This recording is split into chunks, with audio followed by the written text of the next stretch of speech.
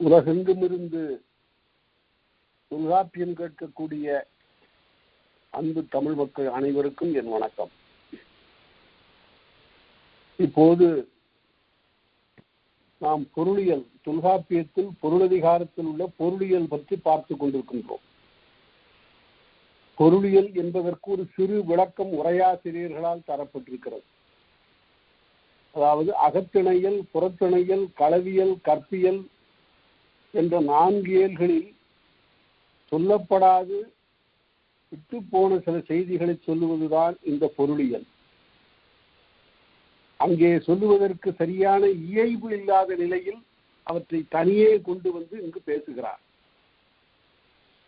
இவையெல்லாமே பார்த்தால் சற்று புறநடையாக தோன்றுவன. ஒரு விளக்கத்திற்காக, எடுத்துக்காட்டுக்காக சொல்லுகிறேன். ஒரு தூது அனுப்புதல் என்பது ஒரு இலக்கணத்திற்கு உட்பட்டது. யாரை தூது அனுப்புவார்கள்? அரசன் கற்றறிந்த ஒருவனை, சென்று பக்குவமாக செய்தியை மாற்றரசரிடம் சொல்லக்கூடிய ஒருவனை தூதாக அனுப்புவான். அதே போல காதலுக்காகவும் தூது அனுப்புவது உண்டு. தோழியை தூதாக அனுப்புவார்கள், பாங்கனை தூதாக அனுப்புவார்கள். இவையெல்லாம் விதிமுறைக்கு உட்பட்டன. ஆனால் நெஞ்சத்தில் காதல் உணர்ச்சி மீக்கூர்ந்த நிலையில் ஒரு தலைவனோ தலைவியோ தன்னுடைய உள்ள உணர்ச்சியை அகிரணை பொருள்களிடம் கொட்டி தீர்க்கிற போது அவைகளும் தூது போவதாக கற்பித்துக் கொள்ளப்படும். ஒரு தென்றல் காற்றை பார்த்து, தென்றலே நீ சென்று என்னுடைய காதலியிடம் இந்த செய்தியை சொல்லி வா என்பதும், ஒரு அன்னத்தை பார்த்து என்னுடைய தலைவனிடம் சென்று என்னுடைய காதலை சொல்லி வா என்பதும், இவை போன்றனவும் தூது என்று சொன்னால் அவற்றையெல்லாம் பொருளியலிலே கொண்டு வந்து அடக்கினோம். அதனால எதற்காக பொருளியல் என்றால், வழக்கமாக வரையறைக்கு உட்பட்ட செய்திகளை சொல்லுகிற போது அகத்திணையல், புறத்திணையல், களவியல், கற்பியல் சொன்னார். அதற்கு பிறகு கற்பனையினால் விளையக்கூடிய பல உத்திகள், டெக்னிக்ஸ், அகப்பொருளிலும் புறப்பொருளிலுமாக அமைந்த சில டெக்னிக்ஸ், சில உத்திகளைத்தான் இந்த பொருளியலிலே சொல்லுகிறார் என்பதை நாம் விளங்கிக் கொள்ள வேண்டும். இப்போது நாம் இறைச்சி பற்றி ஒரு நூற்பாவை பார்க்கிறோம். தொல்காப்பியத்தை இயல்பாக படிப்பது என்பது போதாது. ஒரு பாடம் கேட்க வேண்டும். யாராவது ஒரு ஆசிரியரிடம் தொல்காப்பியத்தை முழுமையாக பாடம் கேட்கிற நிலையிலேயே தெளிவு உண்டாகும். ஏன் இதை சொல்லுகிறேன் என்றால், இந்த நூற்பாவில் தான் நான் சொல்லணும். இறைச்சி என்றால் என்ன பொருள் என்றால், இறை என்றால் தங்குதல் என்று பொருள். ஒரு நன்றாக வடிகட்டிய பிறகும் கூட தங்கி இருக்கக்கூடிய, அதன் உள்ளே தங்கி இருக்கக்கூடிய ஒரு சாரல், ஒரு உட்பொருள், ஒரு குறிப்பு மொழி, அதுதான் இறைச்சி என்று சொல்லப்படும். எல்லாவற்றையும் தங்கி இருக்கக்கூடிய ஒருவன் தான் இறைவன். எல்லாவற்றையும் கடந்து நிற்பவன் தான் கடவுள் என்று அதற்கெல்லாம் உரிய பொருள் சரியாக அமையக்கூடிய நிலையில் அந்த சொற்கள் எல்லாம் தோற்றுவிக்கப்பட்டிருக்கின்றன. இந்த நிலையில் இறைச்சி பற்றி பார்ப்போம். ஏன் இதை நான் சொல்றேன் என்றால், அகநூல்கள்ல தான் இறைச்சி வரும், புறநூல்கள்ல இறைச்சி வராது. ஏனென்றால் பால் உணர்ச்சி பற்றிய செய்திகளை சொல்லுவதில் ஒரு பக்குவம் வேண்டும். எடுத்தபடி உடனே உள்ளத்தில் இருக்கக்கூடிய உணர்ச்சியை அப்படியே வெளிக்காட்டி விட முடியாது. பால் உணர்ச்சி என்பது ஒருவருக்கும் ஒருத்திக்கும் இடையிலே பருவகாலத்தில் முகிழ்க்கக்கூடிய நெஞ்ச கிளர்ச்சி. அது யாரிடம் சொல்ல முடியாது. அப்படி சொல்ல வேண்டிய நிலை ஏற்படுகிற போது அவற்றை குறிப்பு மொழியாக உள்ளடக்கி வெளிப்படுத்த முடியாத நிலையில் ஒரு மறைவாக சொல்லுவதுதான் உள்ளுறைவோமை, இறைச்சி என்ற 2. அதிலே உள்ளுறைவோமை என்பது ஒரு ஊசி வழியாக மருந்து செலுத்துவது போல, இறைச்சி என்பது லேசர், அவ்வளவு ரொம்ப நுட்பமாக அமைவது. ஏன் இவற்றை இந்த இடத்தில் நான் விளக்க வேண்டியதாக இருக்கிறேன் என்றால், ஐயர் அவர்களும், சாமிநாத ஐயர் அவர்களும், அவை துரைசாமி பிள்ளை அவர்களும் இந்த இறைச்சி உள்ளுரை என்பதை சரியாக பாகுபடுத்தாத நிலையில் அவர்கள் இவற்றை எல்லாம் சேர்த்து மொத்தமாக குறிப்பு மொழி என்று கொண்டார்கள். ஐயர் அவர்கள் தாம் எழுதியிருக்கக்கூடிய உரையில் குறிப்பு மொழி என்றே எழுதினார். 500 உரை எழுத வந்த அவை துரைசாமி பிள்ளை அவர்கள் தொடக்கத்திலிருந்து குறிப்பு மொழி என்றே எழுதி கொண்டு போய்விட்டு கடைசி இடத்தில் வருகிற போது உள்ளுரை இறைச்சியும் இருக்கின்றன என்று காட்டி அந்த நூலை முடித்தார். ஆகவே அவர்களுக்கு பிறகு நாம் அவர்களுடைய தோளிலே உட்கார்ந்து சிந்திக்கக்கூடிய ஒரு பொறுப்பு, ஒரு நிலை, ஒரு உயர்வு நமக்கு கிட்டியிருக்கிறது. அப்படி நாம் சிந்தித்து பார்க்கிற போது கருப்பொருளின் சார்ந்து சொல்லப்படுகின்ற உள்ளுரையும் உள்ளுரை ஓமையும் கருப்பொருளுக்கு அப்பாற்படவும் மிக நுட்பமாக உணர்ச்சி வாயில் உணர்வோர் வலித்தே என்று உணர்கின்றவனுடைய ஆற்றலை மையமாக கொண்டு கருவியாக கொண்டு சொல்லப்படுகின்ற இறைச்சியையும் நாம் பார்க்கிறோம். அதனால அப்படி எழுதுவதற்கு சொல்லுவதற்கு யார் உனக்கு வழி வகுத்து கொடுத்தார்கள் என்று யாரும் கேட்பார். அங்குதான் உச்சிமேற் புலவர்கள் நச்சினார்க்கினியர் என்ற ஒரு பெருமகன் எது உள்ளுரை எது இறைச்சி என்று தான் தொல்காப்பியத்திற்கு உரை எழுதுகின்ற காலத்து ஆங்காங்கு எடுத்துக்காட்டு பாடல்களை காட்டி குறுந்தொகையிலிருந்தும் ஐங்குறுநூற்றிலிருந்தும் அகநானூற்றிலிருந்தும் எடுத்துக்காட்டுகளை காட்டி இவையெல்லாம் இறைச்சி என்று சொல்லக்கூடிய நிலையை பார்க்கிறோம். விண்ணத்தூர் நாராயணசாமி ஐயர் அவர்கள் நற்றிணைக்கு உரை எழுதினார். அந்த பெருமக்களை எல்லாம் அவர்கள் வாழ்ந்து திசை நோக்கி நாம் தொழ வேண்டும். ஏனென்றால் விண்ணத்தூர் ஐயர் அவர்கள் நற்றிணைக்கு உரை எழுதி அதை முழுமையாக அச்சிட்டு கண்ணிலே காண்பதற்கு முன்பாக மறைந்து விட்டார். அதற்கு ஒரு முன்னுரை கூட அவரால் எழுத முடியவில்லை. ஆனால் அந்த உரை ஒப்பற்ற ஒரு உரை. நான் நற்றிணைக்கு உரை எழுதுகின்ற காலத்தில் விண்ணத்தூர் ஐயர் அவர்களுடைய உரையை பார்த்தேன். அதில் உள்ளுரை எது இறைச்சி எது என்று பல பாடல்களுக்கு காட்டியிருப்பதை பார்த்தேன். மேலும் பல பாடல்களுக்கு காட்ட முடியும் என்பதை அவரே கொஞ்சம் கோடிட்டு காட்டியிருந்தார். அந்த அடிப்படையில் நான் என்னுடைய நற்றிணை உரையில் பல இடங்களில் உள்ளுரை இறைச்சி நான் புதிதாக காட்டியிருக்கிறேன். இதெல்லாம் காலத்தினுடைய வளர்ச்சி. ஒரு தனி மனிதனுடைய பெரிய பணி என்றோ அறிவு வளர்ச்சி என்றோ நான் இதை சொல்லிக் கொள்ளவில்லை. அவற்றுக்கு மாறாக முன்னால் இருந்த பெருமக்கள் காட்டிய வழியிலே இன்னும் கொஞ்சம் தூரம் போய் பார்க்கலாமே என்ற ஒரு முனைப்பு, அதன் காரணமாக தோன்றியதுதான் அந்த விளக்கம். யாரும் செஞ்சுரி புத்தக நிறுவனம் வெளியிட்டக்கூடிய நற்றிணையில் அந்த உள்ளுரை இறைச்சியை பார்த்தா தெரியும். இப்ப நான் எடுத்துக்காட்டுக்காக சில இடங்களை நான் உங்களுக்கு காட்டுவேன். இறைச்சி தானே உரிப்புறத்ததுவே, உரிப்பொருளை சார்ந்தது வராது. இறைச்சி என்பது கருப்பொருளை சார்ந்து வரும் என்று சொன்னார்.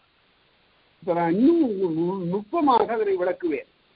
இறைச்சி உரிப்பொருளின் புறத்தே தோன்றும் அப்படி என்று அவர் சொன்னால் என்ன பொருள்? உரிப்பொருளின் புறத்தே என்று சொல்வதனால் அது கருப்பொருளை சார்ந்ததாக வரும். செடி கொடி பறவை விலங்கு ஆகியவற்றை ஒரு காரணமாக வைத்து இவற்றுக்குள்ளே அந்த உணர்ச்சியை வைத்து சொல்லுவதுதான் உள்ளுரை இறைச்சி என்பன. ரெண்டுக்கு என்ன வேறுபாடு?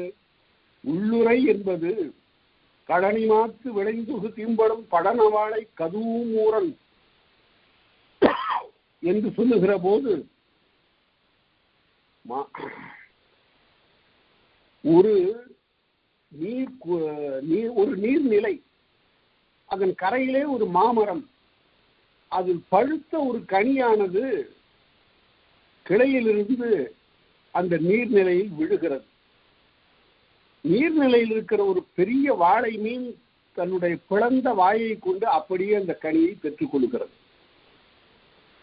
அப்படிப்பட்ட வளமான ஊருக்கு தலைவனே என்று சொல்லுகிற போது இந்த செயல்கள் இந்த நாட்டினுடைய வளத்தையோ அல்லது வளத்தினுடைய வீழ்ச்சியையோ அல்லது மீனினுடைய பற்றுதலையோ சொல்லுவதற்காக எழுதப்பட்டன அல்ல. பிறகு எதற்காக? இந்த இடத்தில் இருக்கக்கூடிய 3 பொருள்களை பார்க்க வேண்டும். பழம், மீன், மரம். இந்த 3ஐயும் நாம பார்க்கிறோம். என்னவென்றால், தலைவன் ஒருவன் தன்னுடைய இடத்தை விட்டு பெயர்ந்து போய் ஊரின் புறத்தே இருக்கக்கூடிய ஒரு பரத்தைவான் சார்ந்தான். அந்த பரத்தைவனை மிகவும் ஆவலோடு ஏற்றுக்கொண்டார். இதுதான் அந்த செய்தி. இதை சொல்லுவதற்காக இந்த ஓமையை பயன்படுத்தி இருக்கிறார். இங்கே 3 பொருள்களுக்கு 3 பொருள்கள் ஓமையாக இருக்கின்றன. தலைவன், பரத்தை, தலைவி என்ற இந்த 3 பாத்திரங்களுக்கும் இடையில் இருக்கக்கூடிய இந்த உறவு நிலைகளை இந்த மாம்பழம், இந்த வாழை மீன், இந்த நீர்நிலை என்ற இந்த 3ஓடும் சேர்த்து நாம் பார்க்கவும். 3க்கு 3 இப்படி வறுமையானால் அது உள்ளுரை ஓமை. இப்படி இல்லாமல் இலங்கும் அறிவித்தே இலங்கும் அறிவித்தே வானின்று இலங்கும் அறிவித்தே தானுற்ற சூழ்கானான் பொய்த்தான் மலை. என்ன அழகாக இந்த மலையிலிருந்து இந்த அருவி ஒழுகுகிறது, ரொம்ப அழகாக இருக்கிறதே. நான் உற்ற இந்த உறுதிமொழியை மறந்துவிட்ட தலைவனுடைய மலையா இது என்று ஒருத்தி கேட்கிறார். இது இறைச்சி. எப்படி என்றால், இந்த மலை இயல்பாக தன்னுடைய உச்சியிலிருந்து ஒரு பெரிய அருவியை தொங்க விடுகிறது. அது மேலிருந்து கீழே பாய்ந்து விடுகிறது. பார்ப்பதற்கு அழகாக இருக்கிறது. உலகத்தினுடைய இயற்கை நியதி மாறாமல் இந்த நிகழ்ச்சி நடக்கிறது. ஆனால் இந்த மலைக்கு உரிய தலைவன் இருக்கிறானே, அவன் அப்படி நடக்கல. அவன் என்னை மறந்து விட்டான். ஆக அவனுடைய மலையில கூட இப்படித்தானே இருக்கிறது என்று சொல்லுகிற போது அவனுடைய கொடுமையை, அவனுடைய மறப்பை, அவனுடைய புறக்கணிப்பை எடுத்து சொல்லுவதாக அமைகிறது. இது கொஞ்சம் நுட்பமாக பார்க்க வேண்டியதாகவே இது இறைச்சி எனப்படும். சரி, இந்த விளக்கத்தோடு மேலும் பல எடுத்துக்காட்டுகளை நாம் காணலாம். இந்த தொல்காப்பியத்தை இப்படி படிக்கணும். இப்படி படிக்காவிட்டால் அது முழுமையாக உணரப்படாது.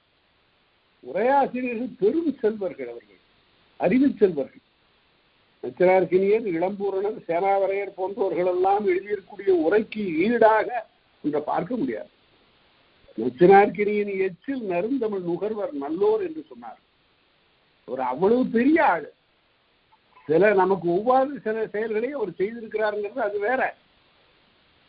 அந்த பகுதியை பார்க்கும்போது மிகவும் வருத்தம் ஏற்படுகிறது. எவ்வளவு பெரிய அறிஞர் இப்படி தடம் தப்பி நமக்கு வேறு ஒரு நம்முடைய நாகரிகம் அல்லாத ஒன்றை எல்லாம் சொல்லி இருக்கிறாரு. தொல்காப்பியர் யாருன்னு கேட்டா அவர் தான் திரணதூமாகினின்னு சொல்றார். திரணதூமாகினி என்ற ஐயர் தான் தொல்காப்பியர்ங்கிறார். அவங்க அப்பா யாருன்னு கேட்டா ஜமதக்கினிங்கிறார். இதெல்லாம் நமக்கு தேவையே இல்லாதது. தெளிவாக வரலாறு இருக்கிறது. தொல்காப்பியர் தன் பெயர் வச்சுங்க. அதனால அதெல்லாம் பார்க்க கூடாது. அதனால அவர்கள் சொல்லி இருக்கக்கூடியவற்றில் சிறந்த அறிவு செறிந்த பகுதிகளை நாம் எடுத்துக்கொள்வோம். அதற்கு மேலும் நாம் சிந்திப்போம். அந்த மரபை ஒட்டி இந்த தொல்காப்பியத்தை பாடம் சொல்லுகிற மரபு படிப்படியாக தமிழகத்தில் குறைந்து போய்விட்டது. ஏதோ அந்த நூற்பாக்களை படிக்கிறார்கள், அதற்கு ஒரு சிறந்த கருத்தை படிக்கிறார்கள். அதே குறைவாக, மிக குறைவாகத்தான் நிகழ்கிறது. ஏதோ பெயருக்கு பாடம் என்று வைக்கப்பட்டிருக்கிறது. அந்த நிலை மாறி முழுமையாக கற்கக்கூடிய ஒரு நிலை வர வேண்டும். அதில் ஆர்வம் ஏற்பட வேண்டும். சரி, அது புறத்தை போய் நாம் விவரிக்க வேண்டியதில்லை. இப்போது பாருங்கள், பேராசிரியர் உரை எழுதுகிற போது அடுத்த இயல்ல பார்க்க போறோம். அதனால இங்கே விரிவாக நாம் சொல்லவில்லை. பேராசிரியர் என்பவர் 14ஆம் நூற்றாண்டில் இருந்த ஒரு உரையாசிரியர். அவர் தொல்காப்பியத்தினுடைய மெய்ப்பாட்டியல், ஓமையல், செய்யுளியல், மரபியல் என்ற 4 இயல்களுக்கு மட்டும் அவருடைய உரை கிடைக்கிறது. எஞ்சிய பகுதிகளுக்கும் உரை இருப்பதாக சொல்லப்படுகிறது. நமக்கு இதுவரையில கிடைக்கல. மெய்ப்பாட்டியல், ஓமையல், செய்யுளியல், மரபியல் இந்த 4 இயல்களுக்கும் அடுத்த இயலிருந்து பார்க்கும்போது அவருடைய உரையை நாம் சேர்த்து பார்க்க போறோம். எல்லா உரைகளையும் படித்திருக்கணும். எல்லா உரைகளிலிருந்தும் நுட்பங்களை எடுத்து நாம் பார்த்து ஒப்பிட்டு விளக்க வேண்டும். அதுதான் பாடம் சொல்லுகிற நெறி. அந்த நெறி நின்று நாம் பார்க்கிறோம்.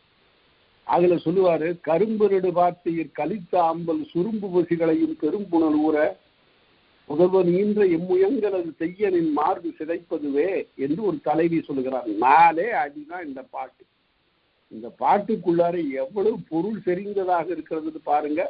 அதுக்கு பேராசிரியர் எழுதுகிற உரையும் நான் சொல்லுகிறேன். இதெல்லாம் இந்த செய்யுள், இந்த உரை ஆகியவையெல்லாம் பல காலம் பாடம் சொன்னதுனால உள்ளேயே அப்படியே தயிருக்குள் வெண்ணெய் போல உறைந்து கிடக்கிறது. அதை தான் எடுத்து நான் இப்ப சொல்லுகிறேன். கரும்பு நெடுபாத்தையில் கலித்தாம்பல் துரும்பு பசிகளையும் பெரும்புணலூர கரும்பு நடுவதற்காக ஒரு பாத்தி செய்யப்பட்டது.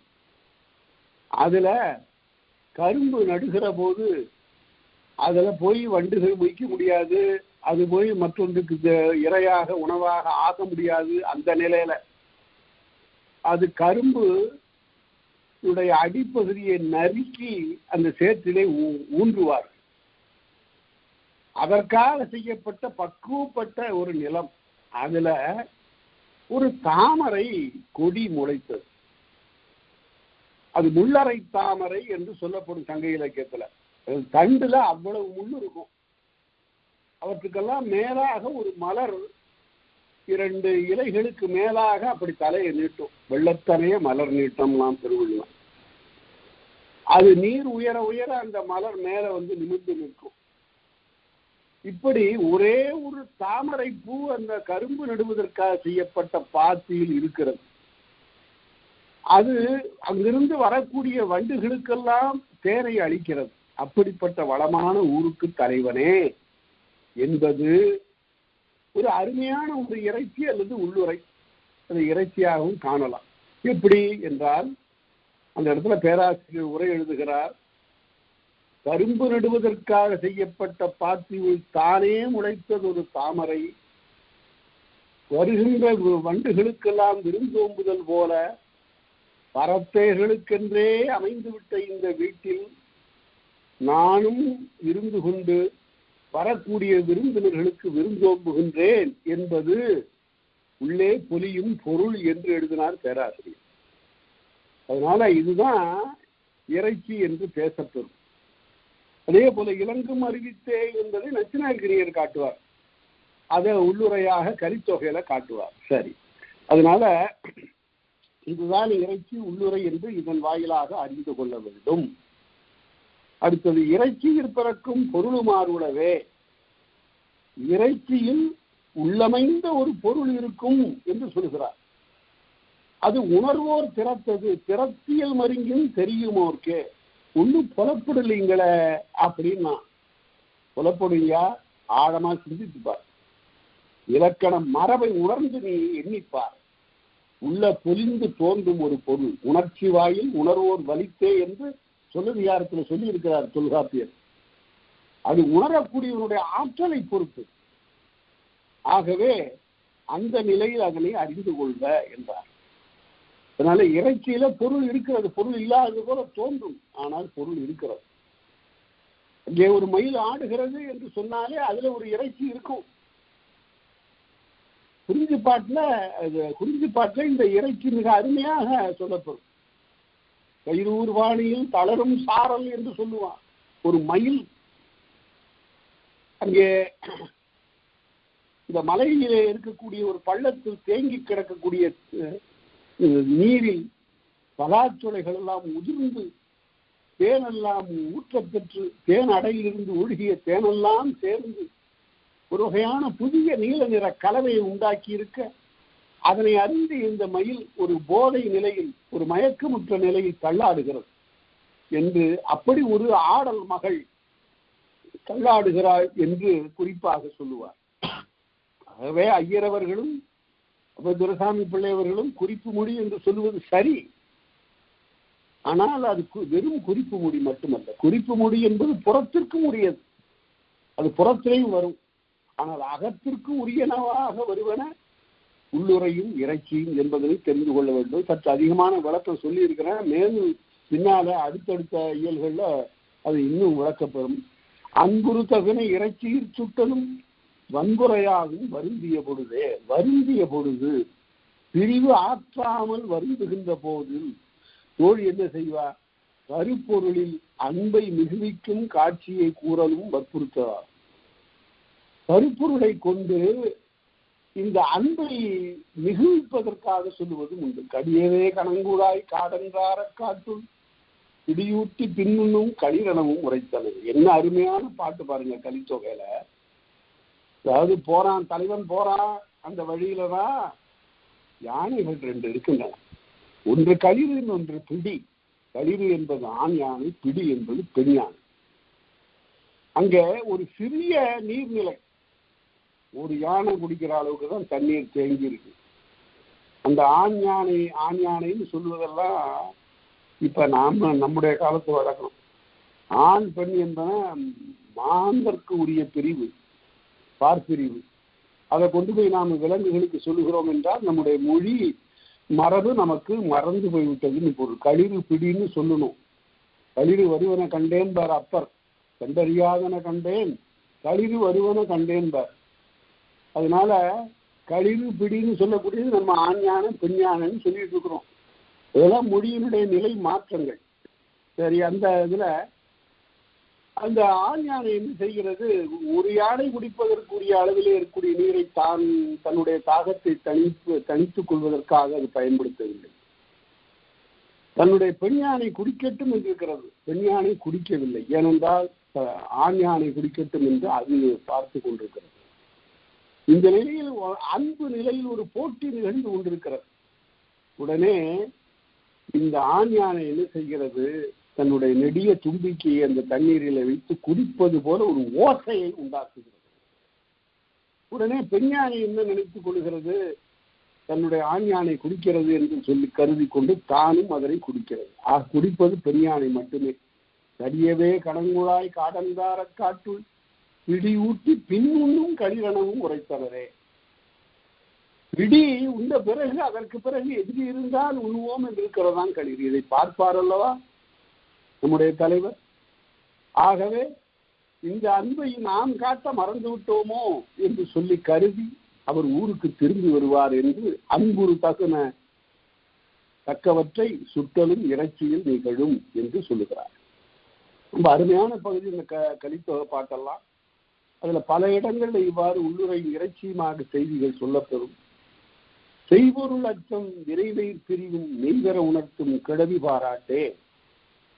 தலைவன் தலைவியை பாராட்டுகின்ற போது ரொம்ப அதிகமா பாராட்டுறான். இப்ப திடீர்னு இவ்வளவு நாள் இல்லாம இன்னும் ரொம்ப அழகா இருக்கிறீ இன்னைக்கு, அதோட இந்த மாதிரி வேற யாரு இவ்வளவு அழகா இருக்கிறாங்க, இந்த ஊரிலே நீதான் நிலவு என்றெல்லாம் பாராட்டுனா என்ன பொருள் என்றா, போக போறான், தன்னை விட்டு பிரிந்து பொருள் தேடுவதற்காக வேறு ஊருக்கு போக போறான். அதனால்தான் இவ்வளவு அன்பா இருக்கிறான், இவ்வளவு குறைகிறான், இவ்வளவு பாராட்டி பேசுகிறான் என்று அறிய வேண்டும் என்று தொல்காப்பியர் சொல்லுகிறார். மன உணர்ச்சிகளை இப்படியெல்லாம் சொல்லிலே படம் பிடித்து விளக்கக்கூடிய ஒரு பாங்கை வேறு எங்கு நாம் பார்ப்பது. செய்பொருள் அச்சம், செய்பொருள் அச்சமும் வினைவீர் பிரியும். பொருளுக்காக செல்லுகின்ற அந்த நிலையை அச்சத்தையும் வினைவீர் பிரிவையும் உண்டாக்கும். வேறு வினைக்கு நீங்குவானோ என்ற அச்சத்தையும் அது உண்டாக்கும். தலைவிக்கு தோற்றுவிக்கும் என்று சொன்னார். அதாவது பிரிந்து போய்விடுவானோ என்று ஒரு அச்சம். அதை இன்னும் ரொம்ப நுட்பமாக விளக்கிய ஒரு ஆள் யாருன்னு கேட்டா திருவள்ளுவர் தான். வாராக்கால் துரிதா, இந்த கண்ணு இருக்குத ரெண்டும், இந்த கண்ணை ஒன்று மாதிரியே பேசுவது இலக்கணம் என்று சொல்லுவது யாருக்குள்ள நாம் பார்த்தோம். கண் வாடியது என்றால் ரெண்டு கண்ணும் வாடினேன்னு போடும். இந்த ரெண்டு ரெண்டா இருக்கு பாருங்க, கண்ணு காது மார்பு ஆகியவற்றையெல்லாம் சொல்லுகிற போது ஒன்று போலவே பேசுவது ஒரு இலக்கண மரபு. அதை அங்கு பார்த்தோம் சொல்லதிகாரத்தில் இறுதி நூற்பாவில். அதனால அவ்வாறு வருகிற போது ஒரு இயலினுடைய இறுதியில, கிளவியாக்கத்தினுடைய இறுதியில அவ்வாறு சொல்லப்பட்டது. சரி, இப்போது பார்ப்போம். அவ்வாறு அவனுடைய பிரிவுக்காக ஏற்படக்கூடிய அச்சத்தை எது காட்டுகிறது? பிரிந்து போய்விடுவானோ என்ற அச்சத்தை காட்டுமாறு அவனுடைய அன்பு நிலை நிகழும் என்றார். அடுத்தது, தலைவி சில சமயத்துல பரத்தை பாராட்டுவார். எதற்காக பாராட்டுகிறாள் என்றால், அவள் உன்னை இப்படிப்பட்ட உன்னை அவள் நேசித்திருக்கிறாளே, விரும்பி இருக்கிறாளே, அவள் உன்னோடு உறைந்திருக்கிறாளே என்றெல்லாம் சொல்லி பாராட்டுவதும் உண்டு. அப்படி பாராட்டுகின்ற காலத்திலும் கூட உள்ளத்திலே ஒரு ஊடல் குறிப்பு இருக்கும் என்று சொல்லுகிறார். அவள் முழுமையாக ஏற்றுக்கொள்ளுகிறவள் இல்லை தலைவி. கற்பு வழிபட்டவள் பரத்தை ஏற்றினும், இந்த ஏற்றினும் இருக்கு பாருங்க, ஏற்றுதல் என்றால் போற்றுதல். பரத்தை ஏற்றினும் பரத்தை என்பதற்கு இலக்கணம் நான் சொல்லுகின்ற இலக்கணத்தை அன்பு கூர்ந்து மறந்து விடாதீர்கள். மற்றவர்கள் இதற்கு எழுதவில்லை என்பதை நான் சொல்லித்தான் தீர வேண்டும். பரத்தை என்றால் பறந்துபட்டு ஒழுகின்ற ஒடுக்கமுடையவள் என்று எழுதினார்கள். அது என்ன பறந்து விட்டு ஒழுகின்ற ஒடுக்கமுடையவள் என்றால் பல பேர் நினைத்துக் கொண்டார்கள் பலரோடும் வாழுகின்றவள் என்று. அப்படி இல்லை. அவளுக்கும் கற்பு உண்டு. அவள் சமுதாய நிலை காரணமாக வேறொருத்தி மணந்த ஒருவனை தானும் சேர்ந்து வாழ வேண்டிய ஒரு நிலை ஏற்பட்டு விடுகிறது. பேராசிரியர் மு வரதராசனார் அவர்கள் இதனை மாதவி என்ற புத்தகத்தில் ரொம்ப அருமையாக விளக்கி இருப்பார். அவள் என்ன செய்வாள் பாவம், வேறு ஒருத்தி மணந்தவனையோடு சேர்ந்து வாழ வேண்டும், இல்லாவிட்டால் மனம் இல்லாமல் வாழ வேண்டும் என்ற ஒரு நிலையிலே இருப்பவள் என்று அவர் பேசுவார். பறந்துபட்டு ஒழுகுதல் என்றால் பல இடங்களுக்கும் தலைவனோடு சென்று சமுதாயத்தில் ஊடாடி தெரியக்கூடியவள் என்று பொருள். தலைவனோடு சென்று பொது நீர்நிலைகளிலே அவள் நீராடுவாள் தலைவனோடு சேர்ந்து. தலைவிக்கு அப்படிப்பட்ட நிலையெல்லாம் இல்லை. அவள் கொஞ்சம் அச்சம் நாணம் மடம் பயிர்ப்பு ஆகியவற்றுக்கு உட்பட்டு வீட்டோடு இருப்பவள். அவளை எளிதாக வெளியிலே வந்து பலரும் காண கொடுக்கக்கூடிய நிலை உடையவள் இல்லை. அதுதான் அருமையாக வள்ளுவர் சொல்லுவார், வாராக்கால் துஞ்சா. இந்த கண்ணு இருக்கிற ரெண்டும் தலைவன் வராத போது தூங்க மாட்டேங்குது, வரியும் துஞ்சா வந்த பிறகும் தூங்க மாட்டேங்குது. ஏன்னா எப்போ போயிடுவானோ அப்படிங்கிற ஒரு அர்த்தம். வாராக்கால் துஞ்சா வரியும் துஞ்சா. என்ன அருமையான ஒரு உளவியலை அவர் விளக்குகிறார் பாருங்க திருவள்ளுவர். அதனால அப்படிப்பட்ட பிரிவுக்காக அஞ்சுதல். கற்பு வழிபட்டவள் பரத்தை ஏற்றினும் உள்ளத்து ஊடல் உண்டன மொழிக. உள்ளத்துல உள்ளார ஒரு ஊடல் இருக்கும். அத வரிதகத்தெழுந்த வாயல் முறுவல் என்று இளங்கோவடிகள் சொல்லுவார். என்ன வரிதகத்தெழுந்த வாயல் முறுவல்னா, கோவலனுடைய அப்பாவும் அம்மாவும் வர்றாங்க. அப்ப அளவிடப்பட முடியாத துன்பத்தோடு ஒரு இருட்டு அறையில அப்படியே புடுங்கி கிடக்கிறாள் கண்ணகி.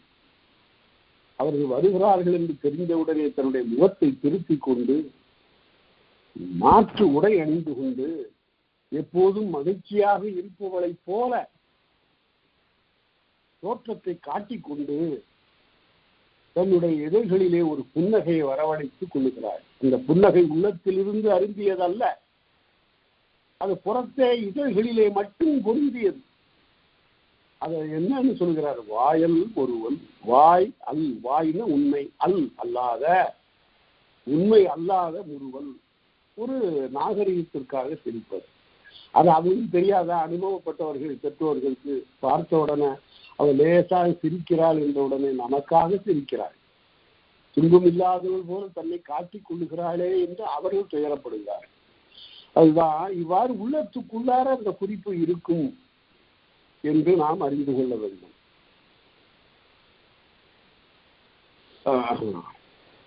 கிழவோள் பிறழ்குணம் இவையென கூறி, கிழவோள் என்றால் தலைவி. தலைவி இன்னொருத்தருடைய அந்த அந்த வீட்டில் இருக்கிற அந்த பெண்ணை பார்த்தீங்களா, அவ எப்படியெல்லாம் இருக்கிறா என்றெல்லாம் பிறர் ஒருத்தியை சுட்டி காட்டி கிழவோன் குறிப்பினை உணர்தற்கும் உரியது. இவன் என்ன நினைக்கிறான் பார்ப்போம், நம்மை பற்றி இவர் என்ன நினைக்கிறார் என்பதனை, வேறு ஒரு பெண் இவ்வாறெல்லாம் ஒடுகிறாள் என்பதனை காட்டி பேசுதல் தலைவிக்கு உரியதாகும். ஒரு பரத்தை என்று சொல்வார் நச்சினார்களே, ஒரு பரத்தையினுடைய இயல்பை சுட்டி காட்டி தலைவரிடம் பேசுவது உண்டு. வேறொருத்தி என்று எழுதுவார்கள் உரையாசிரியர்.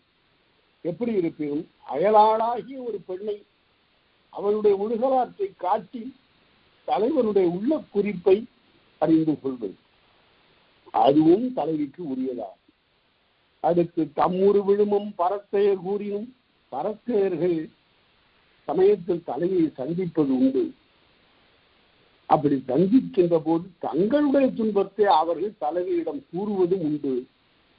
தம்முறு விழுமும், விழுமம் என்றால் துன்பம் என்று பொருள், விழுமியம் என்றால் சிறப்பு என்று பொருள், சிறந்த பண்பு என்று பொருள், சால்பு என்று பொருள். தம்முறு விழுமம் பரத்தையர் கூறியும், அவ்வாறு பரத்தையர் குறைப்பட்டு கொண்டாலும் மெய்மையாக என்ன எப்படி குறைப்பட்டுக்குவாங்க, நல்லா ஆராய்ந்து பார்த்தேன். அம்மா என்ன குறை சொல்லாதீங்கம்மா, என்னிடம் அவர் வந்து தங்கினார். அது சில நாட்கள் தான், பிறகு பிரிந்து இப்போது வேறொருத்தியோடு போய் சேர்ந்து விட்டார் அம்மா என்று மலருக்கு மலர் தாவுகின்ற வண்டு போன்ற அந்த மனநிலை உடையவன் தலைவன் என்பதனை ஒரு பரத்தை தலைவியிடம் வந்து கூறுவது உண்டு. அப்படி சொல்லுகின்ற காலத்திலும் மெய்மையாக அவர்வையும் உணர்ந்தும் உண்மையான நிலையை அவர்களின் வழியாக உணர்ந்த நிலையிலும் தலைத்தாட்களறல் எதிர்கொள்கின்ற உடனே அவங்க சொன்ன உடனே தலைத்தாழ்னு முன்னின்று அவங்களுக்கு முன்னின்று உடனே ஆமா அவர் இப்படித்தான் இவ சொல்ல மாட்டார். தலைவனை அப்போதும் விட்டு கொடுத்து விடாமல் நாகரிக நிலையிலிருந்து திரளாமல் கடிந்து பேச மாட்டாள். அதற்காக அவள் கடிந்து தலைவனை பேச மாட்டாள். அதனால மகிழ்ச்சியும் ஊடலும் உண்டாகும் காலத்தே உருவாளே தவிர பரத்தையர்கள் சொன்னார்கள் என்பதற்காக தங்களுடைய குறை நேர்ந்தார்கள் என்பதற்காக அப்போதெல்லாம் அவர்களுடைய பேச்சை கேட்டுக்கொண்டு தலைவனோடு மாறுபடுகின்ற நிலையில் தலைவி இருக்க மாட்டாள். பொழுது தலை வைத்த கையறுகாலை இறந்த போல, இந்த இறந்தங்கிற சொல்ல செத்து போனன்னு பொருள் கொள்ளக்கூடாது.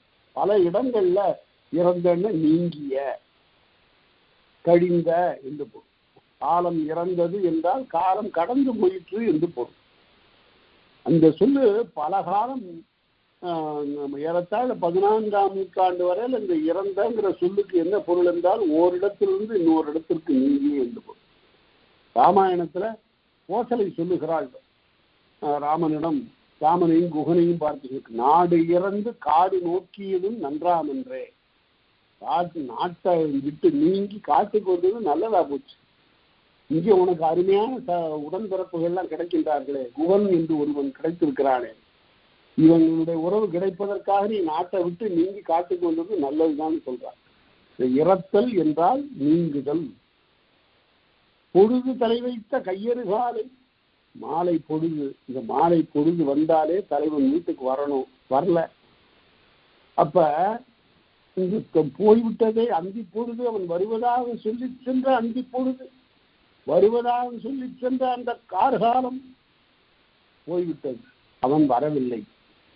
அந்த சமயத்துல அறியாமை மடனே வருத்தம் மறுக்கை மிகுதியோடு, அறியாமை காரணமாகவும் வருத்தம் காரணமாகவும் மறுக்கை மயக்க உணர்வு காரணமாகவும் என்ன சொல்லுவார், அவை நாற்பொருட்கள், இந்த 4 பொருட்களும் 4 பொருளாலும் இறந்த போல கிழக்கும் கிளவி, அந்த பருவம் போயிற்று என்று சொல்லி வருந்துவார்.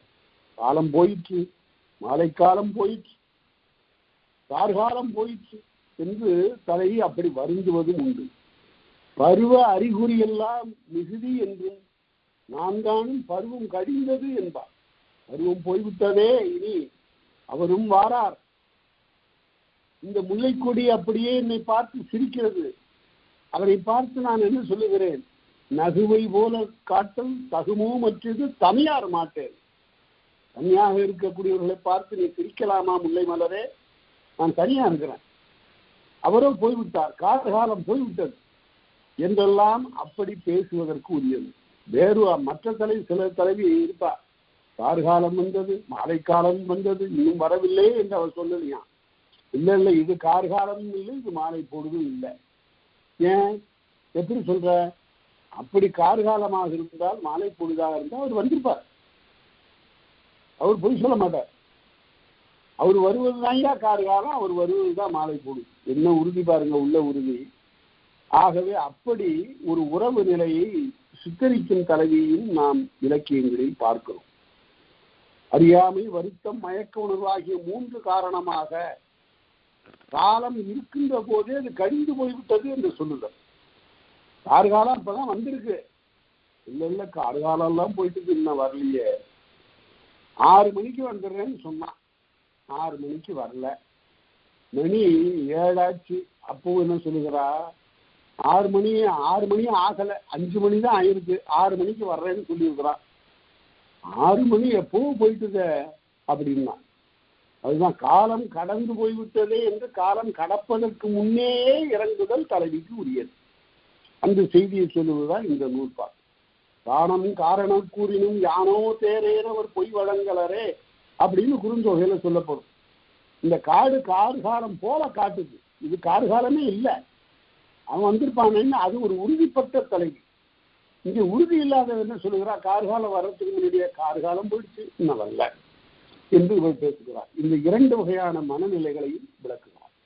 அடுத்து தோழி இன்றைய கூற்றாகும். இறந்து குறையுற்ற கிழவனை, எப்போதும் இவதான் ஏஜென்ட், இந்த தோழி தான் அந்த தோழியிடம் முகவர்.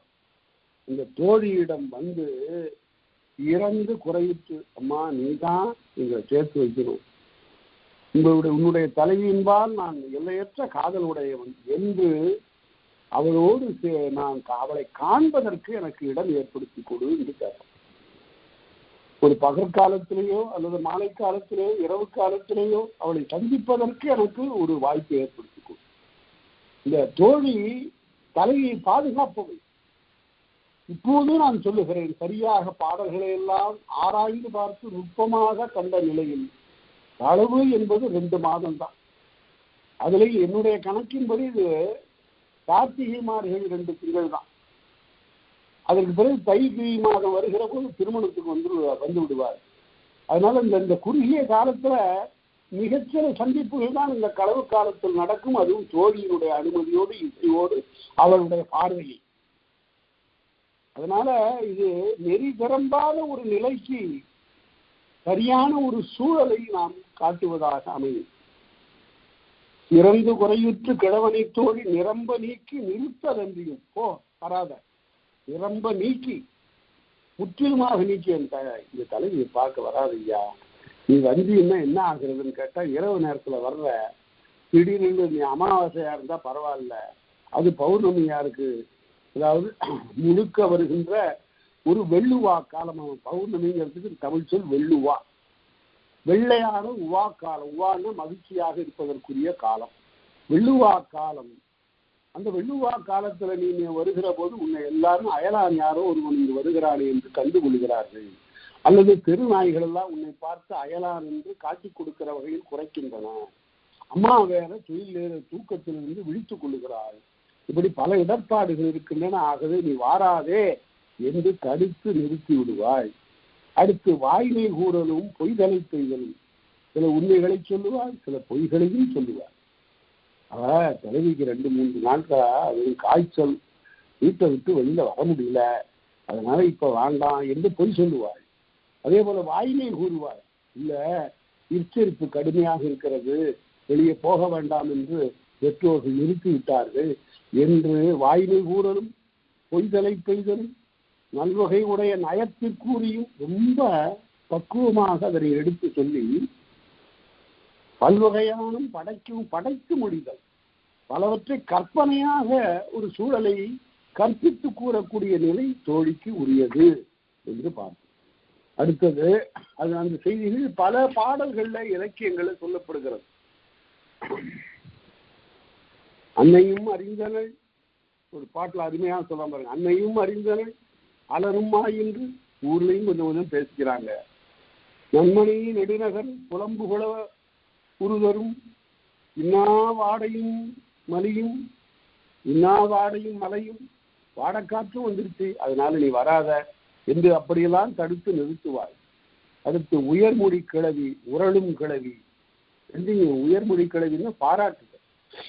இது தலைவனுக்கு உரியன. தலைவியை மிகவும் பாராட்டணும்.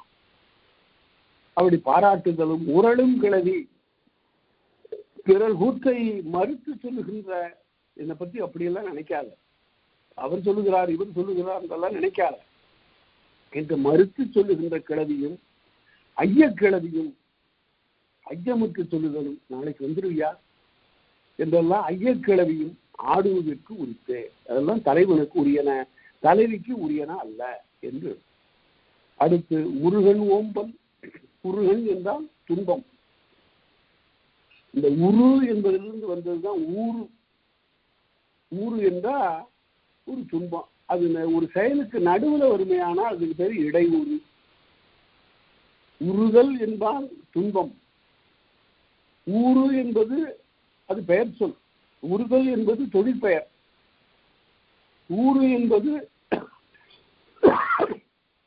முதல் நிலை தெரிந்த தொழிற்பெயர். அது ஒரு வினை செய்கின்ற இடையிலே வருகின்ற போது அதுக்கு பேர் இடையூறு என்று பெயர். உருகன் ஓம்பல், அதாவது தலைமகனுடைய துன்பத்தை பாதுகாத்தல். தோழிக்கு இதெல்லாம் கடன். தன்னியல்பாகலின் உரியதாகும் தோழிகள் உரணே.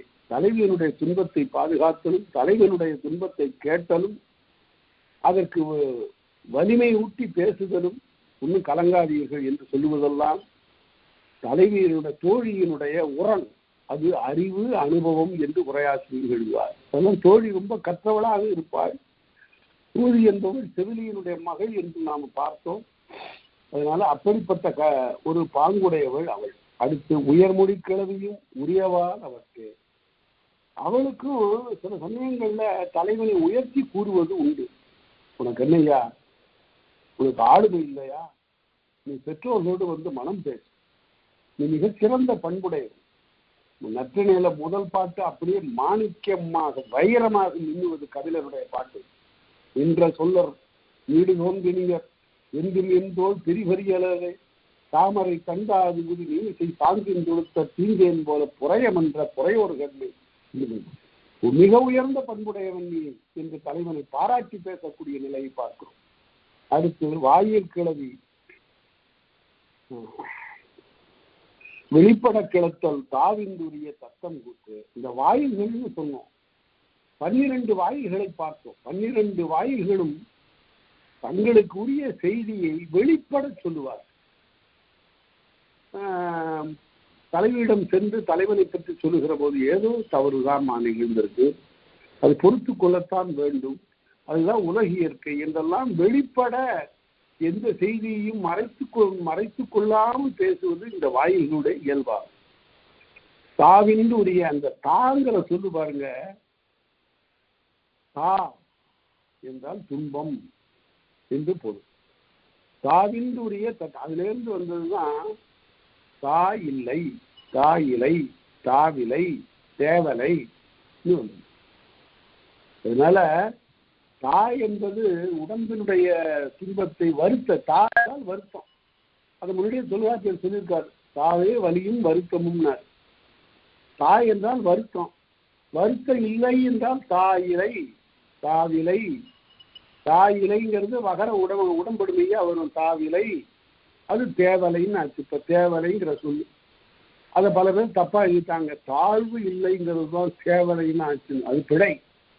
சரியா சொல்ல ஆராய்ந்து பார்க்கணும். தாவிலை என்றால் வருத்தம் இல்லாத நிலை என்று பொருள். தாவிந்துரிய தத்தம் கூற்றே வெளிப்பட சொல்லுவார்கள் என்று பொருள். அடுத்து உடனுறை ஓமம். அருமையான நூற்பாய்வு. இதை நன்றாக மனதிலே வைத்துக் கொள்ள வேண்டும். இந்த ஒரு நூற்பாவுக்காக ஒரு நூலே எழுதியவர்களெல்லாம் உண்டு.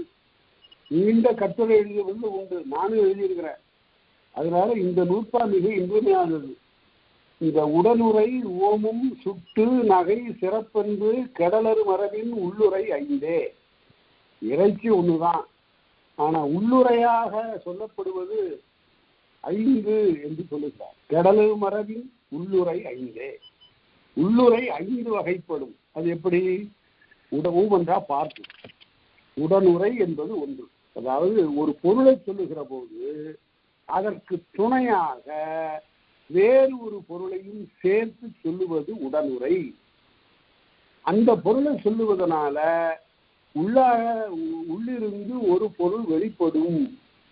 அதனால் பிரிது பொருள் விளங்கும். அதற்கு எடுத்துக்காட்டு நற்றிணையில 172வது பாட்டுல ஒரு செய்தி. விளையாடு ஆயமுடு வெண்மணல் அழுத்தி மரந்தனம் துறந்த கால்முளையாகைய நெய்வை தீம்பால் பெய்தினிடு வளர்ப்ப நீனும் சிறந்தது நுபையாகும் என்று அன்னை கூறினள் புன்னையது சிறப்பே அம்மனானதும் நம்மோடு நகையே என்று சொல்லுவது நற்றிணை பாட்டு. இந்த பாட்டு இருக்கிற இந்த ஒரு பாட்டு தமிழருடைய மிக உயர்ந்த நாகரிகத்தை காட்டுவது. எப்படின்னா, காதலனும் காதலியுமாக நின்று ஒரு புன்னை மரத்தினுடைய நிழலில் நின்று பேசுகின்ற போது காதலி சொன்னா, இந்த மரத்தின் நிழலிலே நின்று நாம் பேசக்கூடாது, இந்த புன்னை மரம் என்ற தங்கை. ஏனென்றால் குழந்தையாக இருக்கின்ற காலத்துல நான் எங்க அம்மா எனக்கு பால் ஊட்டுகிற போது பாற்சோறு ஊட்டுகிற போது இந்த ஒரு புன்னை கொட்டையை நான் இந்த நிலத்திலே வைத்து ஊன்றினேன். அதற்கு பிறகு அது மெல்ல செடியாக துளிர்த்த காலத்து நான் உண்ட நெய் பாலெல்லாம் அதற்கும் ஊற்றினேன். அது வளர வளர அதை பார்த்த உடனே தாய் சொன்னாள், இது உனக்கு தங்கை என்று சொன்னாள். அப்படி எனக்கு தங்கை மரபாக வளர்ந்த இந்த புன்னையினுடைய நீடலில் இருந்து நான் காதல் மொழிகளை பேசுவது என்பது அடாது. ஆகவே வேறு சிறந்த மரங்களும் இங்கு இருக்கின்றன அல்லவா, அங்கு போய் பேசலாம் என்று குறியிடத்தை மாற்றுமாறு சொல்லுவதாக அமைந்தது. இது உண்மையிலே அந்த பொருள் இல்லை. அப்படிதான் எல்லாரும் சொல்லிட்டு இருக்கிறாங்க. உண்மையில கூட நான் அப்படி ஒரு சொற்பொழிகளை கேட்டேன். அதாவது இந்த மரம் என்னுடைய தங்கை, இங்க இருந்து நாம பேசக்கூடாது, வா போவோம் அப்படின்னு சொல்லும்போது வேற மரத்து நிழல்ல நின்று பேசலாமா? அப்படி அல்ல, அந்த களவை முறிக்கிறாள், வரைவுக்கு கொண்டு போகிறாள். அது விரைவிலே மறைவு இப்படியெல்லாம் மரத்து நிழல்லாம் நின்று பேசிட்டு கூடாது. நம்ம விரைவில் திருமணம் செய்து கொள்வதை பார்க்கணும், வா பெற்றோரோடு வந்து பேசு, என்னுடைய பெற்றோரை பார்த்து பேசு என்று சொல்லுவது. அதனால இந்த பாட்டினுடைய உண்மையான பொருள் அதுதான். அதாவது அதற்கு ஒரு செய்தியை உடனுறையாக பயன்படுத்திக் கொள்கிறார். அதாவது இந்த மரத்தின் நிழல் வேண்டாம், வேறு மரத்தின் நிழல் என்று பேசுவோம் என்பது பொருள் அன்று. அது புறத்தே புறப்படும் விளக்கம். ஆனால் உள்ளே என்ன என்றால், இனி பகற்குறி இரவுக்குறி என்றும் இந்த மர நிழல் அந்த மர நிழல் என்றெல்லாம் நம்முடைய களவு நீட்டிப்பதற்குரிய வாய்ப்பு இல்லை. அது அனுமதிக்கப்படாது. ஆகவே பெற்றோரோடு வந்து வரைவு எய்துக என்று வரைவிற்கு தூண்டுதல், அந்த பொருளை சொல்லுவதுதான். அந்த உட்பொருளை உணராமல் பேசினால் பாட்டை நாம் சரியாக உணரவில்லை என்று பொருள். அதுதான் உடனுரை. அடுத்தது உவமம். இந்த உவமம் சொல்லுகிற போது ஏனை உவமும் உள்ளுரை உவமும் என்று ரெண்டு பின்னால பார்க்க போறோம் விரிவாக. அதனால நாம் இங்க அதிகமா சொல்லலை. அகப்பொருள் பற்றி வருவது உள்ளுரை ஓமம், புறப்பொருள் பற்றி வருவது ஏனை ஓமம். இந்த இடத்துல ஒரு உள்ளுரை ஓமம் தான் சொல்லப்படுகிறது. அது ஓமம் என்று பேசப்படும். ஓமம் என்று சொன்னாலே அது உள்ளுரை ஓமையை தான் குறிக்கும். எப்படி பொருள் என்று சொன்னால் அகப்பொருளே குறிப்பது போல. வெறிகுள் இனச்சுரும்பு மேய்ந்ததோர் காவி உறைபடு தேர்மேட்டும் குறுகும் நிறைமதி தேர்ந்து உண்டாடும் கண்முகத்தை செவ்வி உடையதோர் வண்டாமரை பிரிந்த வண்டு. ஆமரையில போய் தேனை குடித்த வண்டு வயிறு நிறைந்திருக்கக்கூடிய நிலையில செவனேன்னு போய் படுத்து தூங்க வேண்டியது தானே? இல்லை. உடனே வெறிகுள் இனச்சுரும்பு மேய்ந்த பிறகு குறைபடு தேன்வேட்டும் குறுகும். அங்கங்கு சின்ன சின்ன பூக்கள்ல இருக்கக்கூடிய தெருக்கெல்லாம் அலையுது. அப்படிப்பட்ட ஒரு வளமான ஊர்னு சொன்னா என்ன பொருள் என்றால், ஒரு தலைவியோடு ஒழுங்கா அவன் குடித்தனம் செய்யாமல் இப்படி ஊர் ஊரா போய் வெவ்வேறு பெண்களை நாடி அலைகிறான் என்று சொல்லுவது ஓமம். கருப்பு நெடுபாத்தியில் கலித்தாம்பல் என்று சொல்லுவது போல. அடுத்தது சுட்டு. ஏதாவது ஒன்றை சுட்டி காட்டினால் அங்கு ஒளிந்து ஒரு பொருள் இருக்கும், அங்கு ஒரு உட்பொருள் இருக்கும். அது என்ன உட்பொருள்? அங்க அருமையா திருவள்ளுவர் சொல்கிறார், தொடி நோக்கி கையில் இருக்கிற வளையலை பார்த்தா, தொடி நோக்கி மென்தோளும் நோக்கி தன்னுடைய தோளையும் பார்த்தார், அடி நோக்கி கால் பாதத்தையும் பார்த்தார், அடி நோக்கி அகு ஆண்டு அவள் செய்தது. அவ்வளவுதான் பண்ணான். தலைவன் கேட்டானா என்ன சொல்றாரு? தொடி நோக்கி தோல் நோக்கி கையில் இருக்கிற வளையலையும் தோலையும் பார்த்தா என்ன பொருள் என்றால், இப்பவே பாரு இந்த கை வளையல் கழண்டு அப்படியே கை அழைச்சி போச்சு. தோலை பாரு, தோல் மெலிந்து போச்சு. இப்ப என்ன செய்வது? அடி நோக்கி காலை பார்த்தா உடனே காலை அழைச்சி போச்சுன்னு சொல்லக்கூடாது. கொடி கழலக்கூடிய நிலையில் நான் உடல் இழைத்தேன், என்னுடைய தோல் மெலிந்தன, இனி பிரிவு ஆற்றாது. ஆகவே என்ன செய்வது? அடி நோக்கி நடக்க வேண்டியதுதான். எங்க நடக்கிறது? உன்னோட சேர்ந்து உடன்போக்கு போக வேண்டியதுதான். இதுதான் சுட்டு.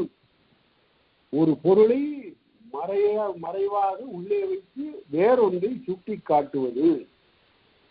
என்று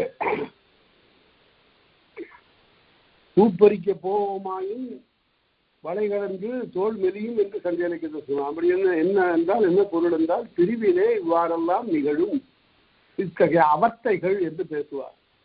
இத்தகைய துன்பங்கள் எல்லாம் தோன்றும். அடுத்து நகை தோன்ற, அது ஒரு பெரிதொரு பொருளை எண்ணி அவளுக்கு சொல்லுகின்ற அவளுக்கே ஒரு நகை தோன்றும். அதுதான் நகை என்று. அசையற்கு உண்டு ஆண்டு ஓர் ஏர் யான் நோக்க பசையினள் பைய நகை. நான் சொன்ன உடனே லேசா ஒரு முறுவல். பசையினள் பைய நகை என்றால் என்ன பொருள்? அதுக்கு உடன்பாடு இல்லாத நிலையில் ஒரு நகை.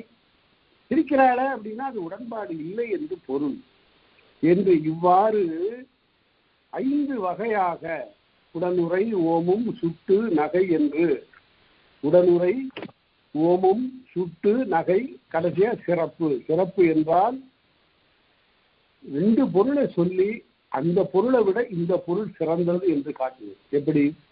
திருவள்ளுவர், எனவே உனக்கு என்னுடைய காதலியினுடைய முகம் போல ஒளிவிடக்கூடிய ஆற்றல் இருக்குமே, ஆனால் நீ சரி ஒண்ணு ஒத்துக்கிற. அப்ப என்ன பொருள்? என்னுடைய காதலியின் முகம் ஒளி நிறைந்தது என்று சொல்லுவதற்காக வேறு ஒன்றை காட்டி அதனையும் சிறந்தது என்று சொல்வது சிறப்பு. இந்த 5ஐயும் நினைவில் வைத்துக் கொள்ளும். அடுத்தது அந்த சிறப்பின் ஆகிய இன்பம் தன்மையும் வருதலும் வகுத்த பண்பே. அதாவது இந்த உள்ளுரை இறைச்சியெல்லாம் சொல்லுவதில் என்ன சிறப்பு இருக்கிறது என்றால் ஒரு இன்பம் இருக்கு. இதுதான் கவிதை இன்பம்ங்கிறதே. இதை படிக்கிற காலத்து இந்த பொருள் சொல்லியிருக்கானா என்றெல்லாம் நான் நினைந்துவார். கவிதையில இருக்கிற பொருள் எல்லாம் காலகாலமா 2000 ஆண்டுகளா நாமும் விளக்கி சொல்லிட்டு இருக்கிறோம். இன்னும் கூட சில பொருள்கள் நம்முடைய பார்வையில நம்முடைய நிமிஷத்துல இன்னும் தோன்றவில்லை. அந்த அளவிற்கு இருக்கும். அதுதான் பெரிய படைப்பின் ஆற்றல். ஆபர் கிராந்தி என்ற ஒரு அரிய திறனாய்வாளர் சொன்னான், நம்முடைய கண்ணுக்கு புறப்படாதனை எல்லாம் கவிஞனுடைய கண்ணுக்கு புறப்படும், நம்முடைய செவிக்கு கேளாதனை எல்லாம் கவிஞனுடைய செவிக்கு கேட்கும். அவனுடைய அனுபவம் வேறு. அதனை நாம் முற்ற உணர்ந்து கொள்ள வேண்டும் என்றால் அவனுடைய நிலையை நாம் கூடு விட்டு கூடு வாய்வது போல சென்று அவற்றை எல்லாம் பார்க்க வேண்டும் என்று சொல்லுவான். அதனால் அப்படிப்பட்ட அதனால்தான் குமரகுருவர் சொன்னார், மலரவன் செய் வெற்றுடம்பு மாய்வன போல் மாயா மற்றவர் செய்யும் உடம்புன்னார். இது நான்முகம் பிண்டம் பிடித்து போடக்கூடிய இந்த மானிட உடம்புகள் இருக்கின்றனவே, இவை போல அல்ல கவிதை என்பது. கவிதை என்பது புலவனுடைய பெரிய படைப்பு. அதற்கு ஆய்வுகள் அதிகம். அது 2000-3000 ஆண்டுகள் இருக்கும், 10,000 ஆண்டுகள் இருக்கும். தங்கத்தமிழ் அது என்றெல்லாம் பேசுமாறு இருப்பதுதான் உயர்ந்த இலக்கியம். அதற்கு இந்த திறனாய்வாளர் சொல்லக்கூடிய கருத்துக்களை நாம் வைத்து பார்க்க வேண்டும். அதனால அவ்வாறு அந்தமில் சிறப்பின் ஆகிய இன்பம், அந்தமில்லாத இன்பம். இதைத்தான் மாணிக்கவாசகத்துமே சொன்னார். அந்த முன்பில்லா ஆனந்தம் பெற்றேன்னார். கடவுளே, உண்மை பற்றி நான் பாடுகின்ற போது, உன்னுடைய திருமேனியை நான் உற்று நோக்குகிற போது அந்த முன்பில்லா ஆனந்தம் பெற்றேன். யாது நீ பெற்றது ஒன்று என்பால் என்னிடத்துல நீ என்ன பெற்றுக்கிட்ட? ஒன்றுமே இல்லை. அதாவது தந்தது என் தன்னை, கொண்டது உன் தன்னை, சங்கரா யார்களோ சதுரர்னார். என்ன பார்த்தது? தந்தது என்ன கொடுத்துட்டானா, பெற்றது என்ன? உன்னை நான் பெற்றுக்கொண்டேன். இதுல யாரு கெட்டிக்காரன்? ஒன்னுக்கும் உதவாத என்ன நீ வாங்கிட்டு என்ன பண்ண போற? ஆனா எல்லாவற்றுக்கும் சிறந்த உன்னை நான் பெற்று விட்டேனே. எவ்வளவு பெரிய பேர்! யாரும் இதற்கு இளரோர் கைமாறேனார். இதற்கு எனக்கு ஒரு கைமாறே நான் செய்ய முடியாது. அதுதான் உயர்ந்த பக்தி. பக்தி என்பது இது தலைவன் தலைவிக்கு இடையில் இருக்கிற காதலை போலவே இறைவனுக்கும் ஆண்டானுக்கும் அடிமைக்கும் ஆண்டானுக்கும் பக்தனுக்கும் இடையில் இருக்கக்கூடிய அந்த காதலும் அத்தகைய மொழியிலே பேசப்படும். சரி, அடுத்தது மங்கள மொழியும் அவையில் மொழியும் மாறில் ஆண்மையில் சொல்லிய மொழியும் கூறிய மொழியில் கொள்ளும் என்ப. இந்த காதல் பற்றி பேசுகின்ற போதும் இயல்பாக மற்ற உரையாடல் நிகழ்த்துகின்ற போதும் இவை மங்கள மொழியும், சிலவற்றை மங்களம் அல்லாதவற்றை மங்களமாக சொல்லுகின்ற ஒரு மரபு உண்டு. எப்படி? செத்தாரை துஞ்சினார் என்று சொல்வது உண்டு. அது என்ன? செத்தாரை ஆளு தூங்கிட்டாரியா? தூங்கிட்டாருன்னா இறந்து போனதா அப்படி சொல்றான். செத்து விட்டான்னு சொல்லக்கூடாதுங்கிறதுக்காக இப்போ நாம் அதெல்லாம் மரபாக கையாளுகிறோம்.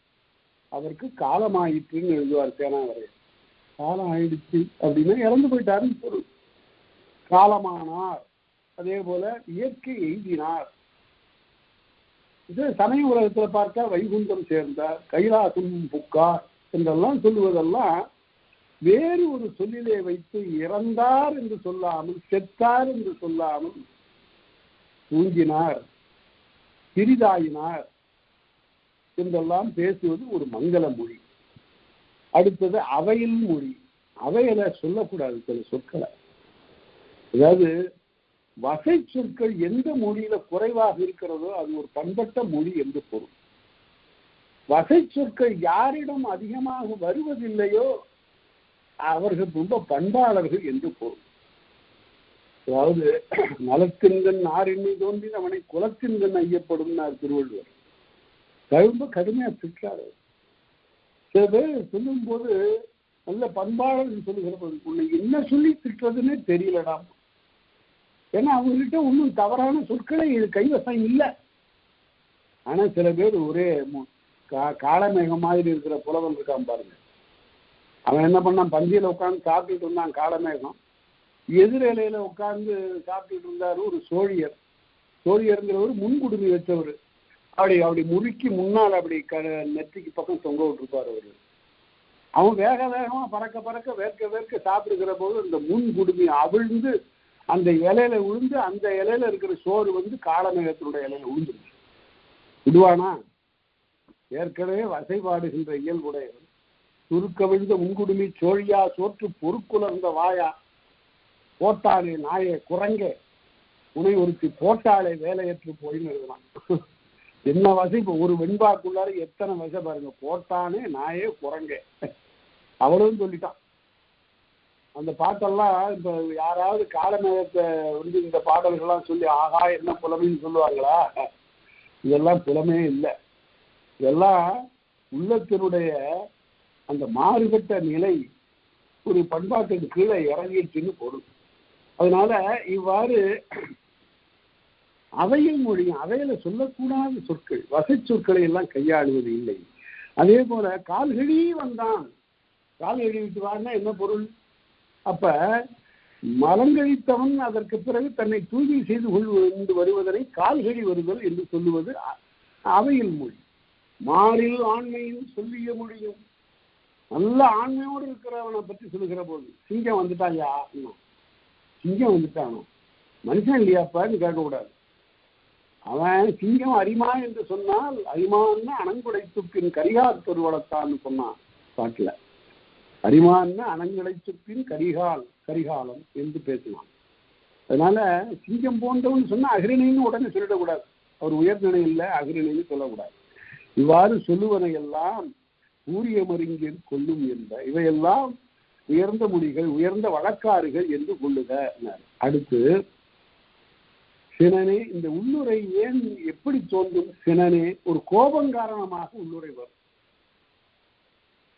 அதே போல பேதமை காரணமாக வரும், அறிவின்மை காரணமாக வரும்.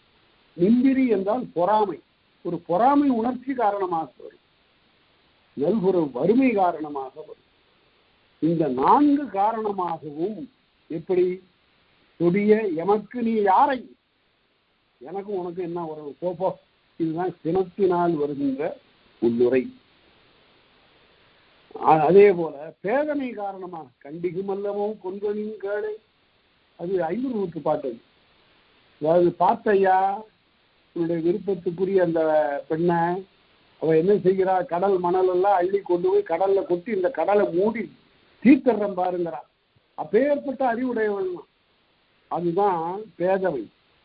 அடுத்தது நிம்பிரி, மகனல்லை மன்ற இனி நீ ஆண்மகனே இல்லை போ என்று பொறாமையின் காரணமாக, வேறொருத்தியின்பால் கொண்ட பொறாமையின் காரணமாக பேசுவதும் வறுமை.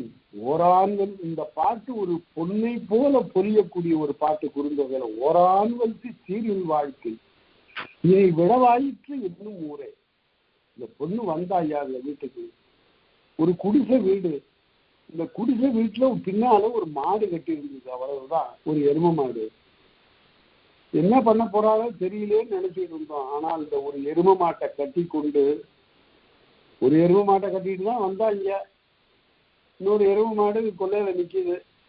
அந்த எரும மாடு எந்த விதமான முயற்சியும் இல்லாமல் இருந்ததனை அதற்குள்ளே ஒரு ஆர்வத்தை ஊக்கத்தை ஊட்டி அவனை இயங்க செய்தார். இந்த மாட்டை சரியாக பயன்படுத்தினார். இப்ப என்ன ஆயிற்று? வர வர அந்த குடி தடைத்தது, செல்வம் பெருக்கெடுத்தது. இனி விழவாயிற்று என்னும் ஊரை. இது பெரிய விழாவுக்குரிய கோலத்தை பூண்டு விட்டது இந்த குடும்பம் என்று சொல்லக்கூடிய நிலையில் ஆயிற்று என்று அந்த வறுமை துடைக்கப்பட்டதனை தெரியும். வறுமைங்கிறதுக்கு தொல்காப்பிய உரையாசிரியராகிய பேராசிரியர் உரை எழுதுவார், போகம் தூக்கப்பெறாத பற்று உள்ளம்.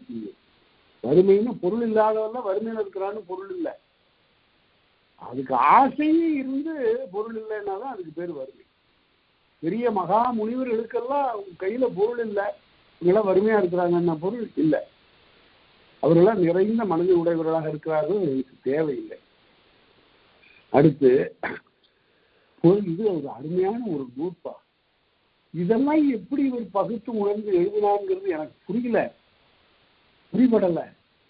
ஒப்பும் உருவும் வெறுப்பும் என்றால் இதெல்லாம் இதுக்கெல்லாம் பொருள் சொல்ல முடியாது. அது என்ன ஒப்பும்? இந்த இடத்துக்கெல்லாம் உரையாசிரியருடைய உரை இல்லைன்னா விளங்கி கொண்டே இருக்க முடியாது. ஒப்பு அப்படின்னு சொன்னா ஒப்பில்லாதவற்றை ஒப்பாக சொல்லுது. எப்படி? அண்ணா வயலுக்கு போறீங்களா அப்படின்னா உடன் பிறந்த அண்ணனை கேட்கவில்லை, அந்த தெருவில் இருக்கக்கூடிய அன்பிற்குரிய வேறு ஒருத்தனை பார்த்து ஒருத்தன் கேட்கிறான் அண்ணன். அண்ணங்கிறவர் இங்க உடன் பிறந்தவர் இல்லை. ஒரு ஒப்புக்காக சொல்லுவது, ஒரு ஓமைக்காக சொல்லுவது, ஒரு பொருத்தப்பாட்டுக்காக சொல்லுவது, இதையெல்லாம் உடனே அப்படியே எடுத்துக்கொள்ளக்கூடாதுங்கிறதுக்காக சொல்றாரு. ஒப்பும் உருவும், உருவுங்கிறது சினம், ஒரு சினத்தினாலே சொல்லுவது இவற்றையெல்லாம் விலைக்கு சொல்ல முடியாது. கோபம்னா என்னங்க, அது வந்தாதான் தெரியும், பட்டாதான் புரியும், பட்டால்தான் தெரியும் பட்டினத்தார் வாழ்க்கைன்னா. அதனால ஒப்பும் உருவும் வெறுப்பும் என்றால், வெறுப்பு என்றால் செறிவு அடக்கம் என்று, வெறுத்தல், செறிவாக இருத்தல், அடக்கமாக இருத்தல். இதையெல்லாம் இந்த பண்புகளை எல்லாம் இப்படி என்று பொருள் காட்டி விளக்க முடியாது. ஒப்பும் உருவும் வெறுப்பும் என்றால் கற்பும் ஏறும் எழிலும் என்றால், கற்பு கல்வி இந்த இடத்துல, கற்பும் ஏறும் எழிலும் என்றால் சாயலும் நாணம் மடலும் என்றார். சாயல் நாணம் மடம் ஆகிய இந்த சொற்களை எல்லாம் பொருள் காட்டி எங்க எங்க இருக்கு காட்டியா, இந்த நாணங்கிறது எங்க இருக்கு காட்டு அப்படின்னு சொல்ல முடியாது. அது ஒரு நிகழ்ச்சி என்பால் ஓரிடத்து ஒரு முகத்தில் ஒரு பெண்ணிடத்து தோன்றக்கூடியது. நோயும் வேட்கையும் நுகர்வும் என்றால், நோய்னா துன்பம், வேட்கை நுகர்வு ஆகியெல்லாம் பண்பு பெயர்கள், இவையெல்லாம் பண்பு பெயர்கள். இந்த பண்புகளுக்கெல்லாம் உரிய பொருளை காட்ட முடியாது, காட்டலாக பொருளை என்பாங்க. இதுக்கு விளக்கம்லாம் சொல்லலாம் கொஞ்சம் ஓரளவு, ஆனால் இதுதான்யா நாணம், இதுதான்யா அன்பு, இதுதான்யா கற்பு என்றெல்லாம் ஒரு பொருள் வடிவாக பருமை வடிவாக காட்ட முடியாது. காட்டலாக பொருளை என்ப, காட்ட முடியாதது என்று சொன்னார். துகர்வு காட்டலாக பொருளை என்ப. அடுத்தது காட்டலாக பொருளை என்பதுன்னா இந்த உலகத்துல இருக்கா இல்லையா, அதுக்கா அதற்கு தான் கடைசி நூற்பா சொல்றாரு. இமையோர் தேயத்தும் வான உலகத்திலும் எரிகடல் வரைப்பிலும் கடல் தாண்டி அப்பாலும் அவையில் காலம் உண்மையான மேற்கண்ட பொருள்களெல்லாம் இல்லாத காலம் இல்லை. எல்லா உலகத்திலையும் இவையெல்லாம் இருக்கின்றன. காட்ட முடியாதுன்னு சொன்னதுனால இவையெல்லாம் இல்லை என்று சொல்லிவிடாதீர்கள். கற்பை காட்டு, கண்ணால காட்டுன்னு சொன்னா, அவள் கற்புடையவள் என்று சொன்னா அதை கண்ணால காட்டுன்னா கண்ணால காட்ட முடியாதுன்னா அப்படியெல்லாம் ஒன்றும் இல்லைன்னு தெரியுது, இல்லைன்னு சொல்லக்கூடாது. சில பண்புகளை பருமை வடிவாக நாம் காட்ட முடியாது என்று இவ்வாறு பேசுவதுதான் இந்த பொருளியல் என்ற ஒரு பகுதி, ஒரு அருமையான ஒரு பகுதி. புறநடை செய்திகளை எல்லாம் தொகுத்து இந்த இயலாக ஓர் இயலாக விளக்கி இருப்பதை நாம் இங்கு பார்த்தோம். அடுத்து ரொம்ப இன்றியமையாத ஒரு இயல் இந்த மெய்ப்பாட்டியல். இதனை பற்றி அறிஞர் ராகவன் என்பவர் ஒரு சமஸ்கிருதத்தில் இருப்பதை பற்றி ஒரு PhD ஆய்வு எழுதியிருக்கிறார். டாக்டர் ராகவன் என்பவர் ஒரு பெரிய சமஸ்கிருத பேராசிரியர். அவர் ரசாத்தியரி என்பதனை பற்றி, ரசம் என்பதனை பற்றி எழுதியிருக்கிறார். அதுல நல்ல அந்த நூலையெல்லாம் படித்து பார்த்தால் தொல்காப்பியர் சொல்லக்கூடிய மெய்ப்பாடு அவற்றுக்கெல்லாம் மேலாகவும் நுட்பமாகவும் மிகச் செறிவாகவும் அமைந்திருக்கிறது. அப்படி அமைந்திருப்பதற்கு 2 காரணங்கள். ஒன்று தொல்காப்பியருடைய கல்வி தேர்ச்சி, இன்னொன்று அவருக்கு கற்பதற்குரிய கருவிகளாக அமைந்த சங்க இலக்கியங்களும் பிறவும், சங்க இலக்கியத்தில் முற்பட்ட இலக்கியங்களும் பிறவும் அவற்றையெல்லாம் கற்று அப்படி பல இடங்கள்ல அவர் சொல்லுகிறார். 142 இடங்கள்ல பிற நூல்களை பற்றி மேற்கோளாக சொல்லுகிறார். யாப்பரி புலவர் என்று சொல்லுகிறார், நுண்ணி அறிவு கிடைத்த புலவர்கள் என்று சொல்லுகிறார், நுங்கேர்ச்சி புலவர் என்று சொல்லுகிறார். அவ்வாறெல்லாம் சொல்லுவதனால அந்த மாதிரியான ஒரு சூழல்ல இருந்து பிறந்தது இந்த தொல்காப்பியம். அதனால இந்த மெய்ப்பாட்டியல் மிகச் சிறந்தது. அது என்ன, மெய்ப்பாடு என்றால் என்ன? நன்றாக இந்த தொடரை எழுதி வைத்துக் கொள்ளுங்கள். இது ஒன்றே விளக்கம் போதும். மெய்ப்பாடு என்றால் உங்களுக்கு இப்ப சரியாக உள்ளத்துல புலனாகும் என்ற வகையில நான் இதை விளக்கி சொல்ல போறேன். நான் சொல்லுகிற இந்த எடுத்துக்காட்டு ஒன்றே போதும் உங்களுக்கு. மெய்ப்பாடு என்பதற்கு என்ன விளக்கம் என்றால், உய்ப்போன் செய்தது காண்போர்க்கு எய்துதல். இந்த தொடர்பை விளங்குதா இல்லையான்னு பாருங்க. உய்ப்போன் செய்தது காண்போர்க்கு எய்துதல். இது இந்த விளக்கத்தை யார் கொடுத்தாங்க? உரையாசிரியராகிய பேராசிரியர் கொடுத்தார். 14ஆம் நூற்றாண்டுல அவர் எழுதியிருக்கிறார். அது என்ன சொல்லுகிறது? உய்ப்போன் செய்தது காண்போர்க்கு எய்துதல் அப்படின்னா என்ன அப்படின்னா, ஒரு பள்ளிக்கூடத்துல கால்பந்து விளையாட்டு நடந்து கொண்டிருந்தது. 2 குழுவினர் காலால பந்தை எற்றி எறிந்து கோல் போடுறதுக்காக போட்டி போட்டு கொண்டிருக்கிறார். அத ஒரு பள்ளிக்கூடத்து தலைமை ஆசிரியரும் அவருடன் இருக்கக்கூடிய 10 ஆசிரியர்களும் 10 நாற்காலி போட்டு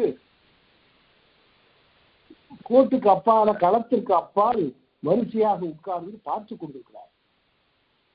இந்த 10 ஆசிரியர்களுக்கும் பின்னால ஒரு 15-20 மாணவர்களும் நின்று கொண்டு ஆர்வத்தோடு பார்த்து கொண்டிருக்கிறார். இவங்க பள்ளிக்கூடம் வெற்றி பெற வேண்டும் என்ற ஆசை எல்லாருக்கும் இருக்கு. அப்ப என்ன செய்து விட்டாங்க என்றால், இவங்க பள்ளிக்கூடத்து மாணவன் ஒருத்தன் பந்தை அப்படியே உதைத்து கொண்டு வந்து அந்த கோல்கிட்ட கொண்டுட்டான். தப்புன்னு வேற எதிர்கட்சிக்கார அடிச்சு நகர்த்திட்டு போயிட்டான். அடாடா போச்சியா, 2 தடவை ஆச்சு, 3 தடவை ஆச்சு. 4ஆவது தடவை அங்கேருந்து வரும்போது பந்தை அப்படி கொண்டு வந்து கோல்கிட்ட கொண்டு வந்துட்டான். அப்ப உடனே அந்த தலைமை ஆசிரியர் சொன்னாரு, கிக் கிக், உதடா. அவ்வளவுதான்.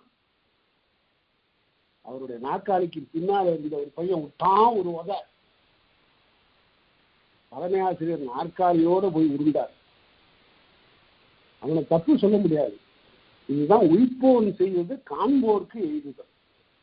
அங்க விளையாடி கொண்டிருப்பவனுடைய இயக்கம் இங்க பார்த்து கொண்டு காண்போனை அடங்கி விட்டது.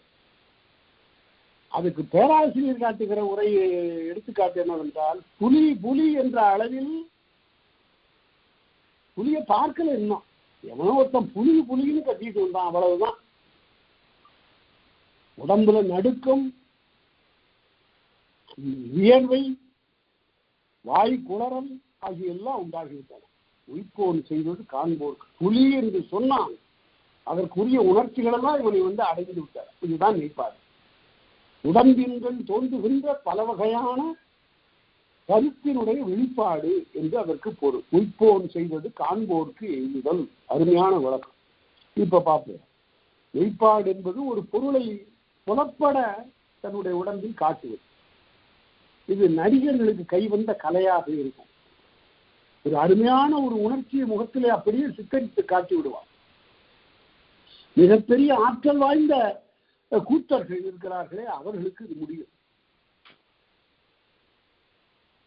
அவர்கள் இவ்வாறு இதனை காட்டக்கூடிய ஆற்றலை பல இடங்கள்ல நம்ம பார்க்கிறோம், நாடகத்திலாம் பார்க்கிறோம்.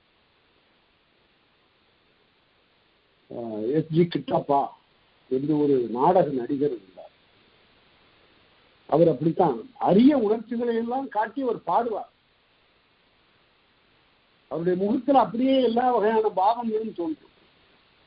அதற்கு பின்னால இப்ப நம்ம தமிழ்நாட்டு உலகத்திலையும் பிற உலகங்களையும் பார்க்கிறோம், நடிகர் திலகம்னு சொல்றோம்.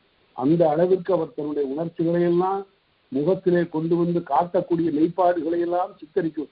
உடல் மொழியும்பாங்க, பாடி லாங்குவேஜ். அந்த உடம்பு அசையக்கூடிய ஒவ்வொரு அசைவும் ஒவ்வொரு அணுவும் நடிக்கணும். அவ்வாறு இருப்பதுதான் மெய்ப்பாடு என்பது. சரி, இப்ப இந்த மெய்ப்பாட்டினுடைய வகையை பார்ப்போம். முதல்ல பண்ணை தோன்றிய எண்ணான்கு பொருளும் தண்ணிய பொருளே நானான்கின்ற அருமையான ஒரு நூற்பா. பண்ணை என்றால் விளையாட்டு களம் என்று பொருள். அதாவது நாடகம், நாட்டியம் ஆகிய களங்களுக்கு பெயர் பண்ணை. பண்ணை தோன்றி என்ன 4 பொருளும் 8 4 எவ்வளவு 32 பொருளும். 32 பொருள் என்னன்னு இப்ப விளக்கி பார்த்துப்போம். பண்ணை தோன்றிய 4 பொருளும் கண்ணிய பொருளே நானான்கின்ற அந்த 32 பொருளும் 16ஆக ஆகும். இப்ப சுருக்கப்பட்டன. இந்த 32 என்ன அப்படின்னா சுவைக்குரிய பொருள்கள். சுவைக்குரிய பொருள் 1, அடுத்து அந்த பொருளை கண்டவுடன் நமக்கு உண்டாகின்ற பொறி உணர்வு 2, அடுத்து உள்ளத்தின்கண் தோன்றுகின்ற குறிப்பு 3, அடுத்து உடலில் தோன்றுகின்ற வேறுபாடு அல்லது மாறுபாடு 4. இது 8 சுவைகளுக்கும் பெருக்க 32. நகை, அழுகை, இழிவரல், மறுக்கை, அச்சம், பெருமிதம், நெகிழி, உவகை. இந்த 8க்கும் பெருக்குனா சுவைக்குரிய பொருள் அப்படின்னு என்ன, புளின்னு வச்சுட்டாலும் சரி, புளின்னு வச்சுட்டாலும் சரி. புளின்னு வச்சுட்டீங்கன்னா சமைக்கிற புளி, அந்த புளி ஒரு பொருள்.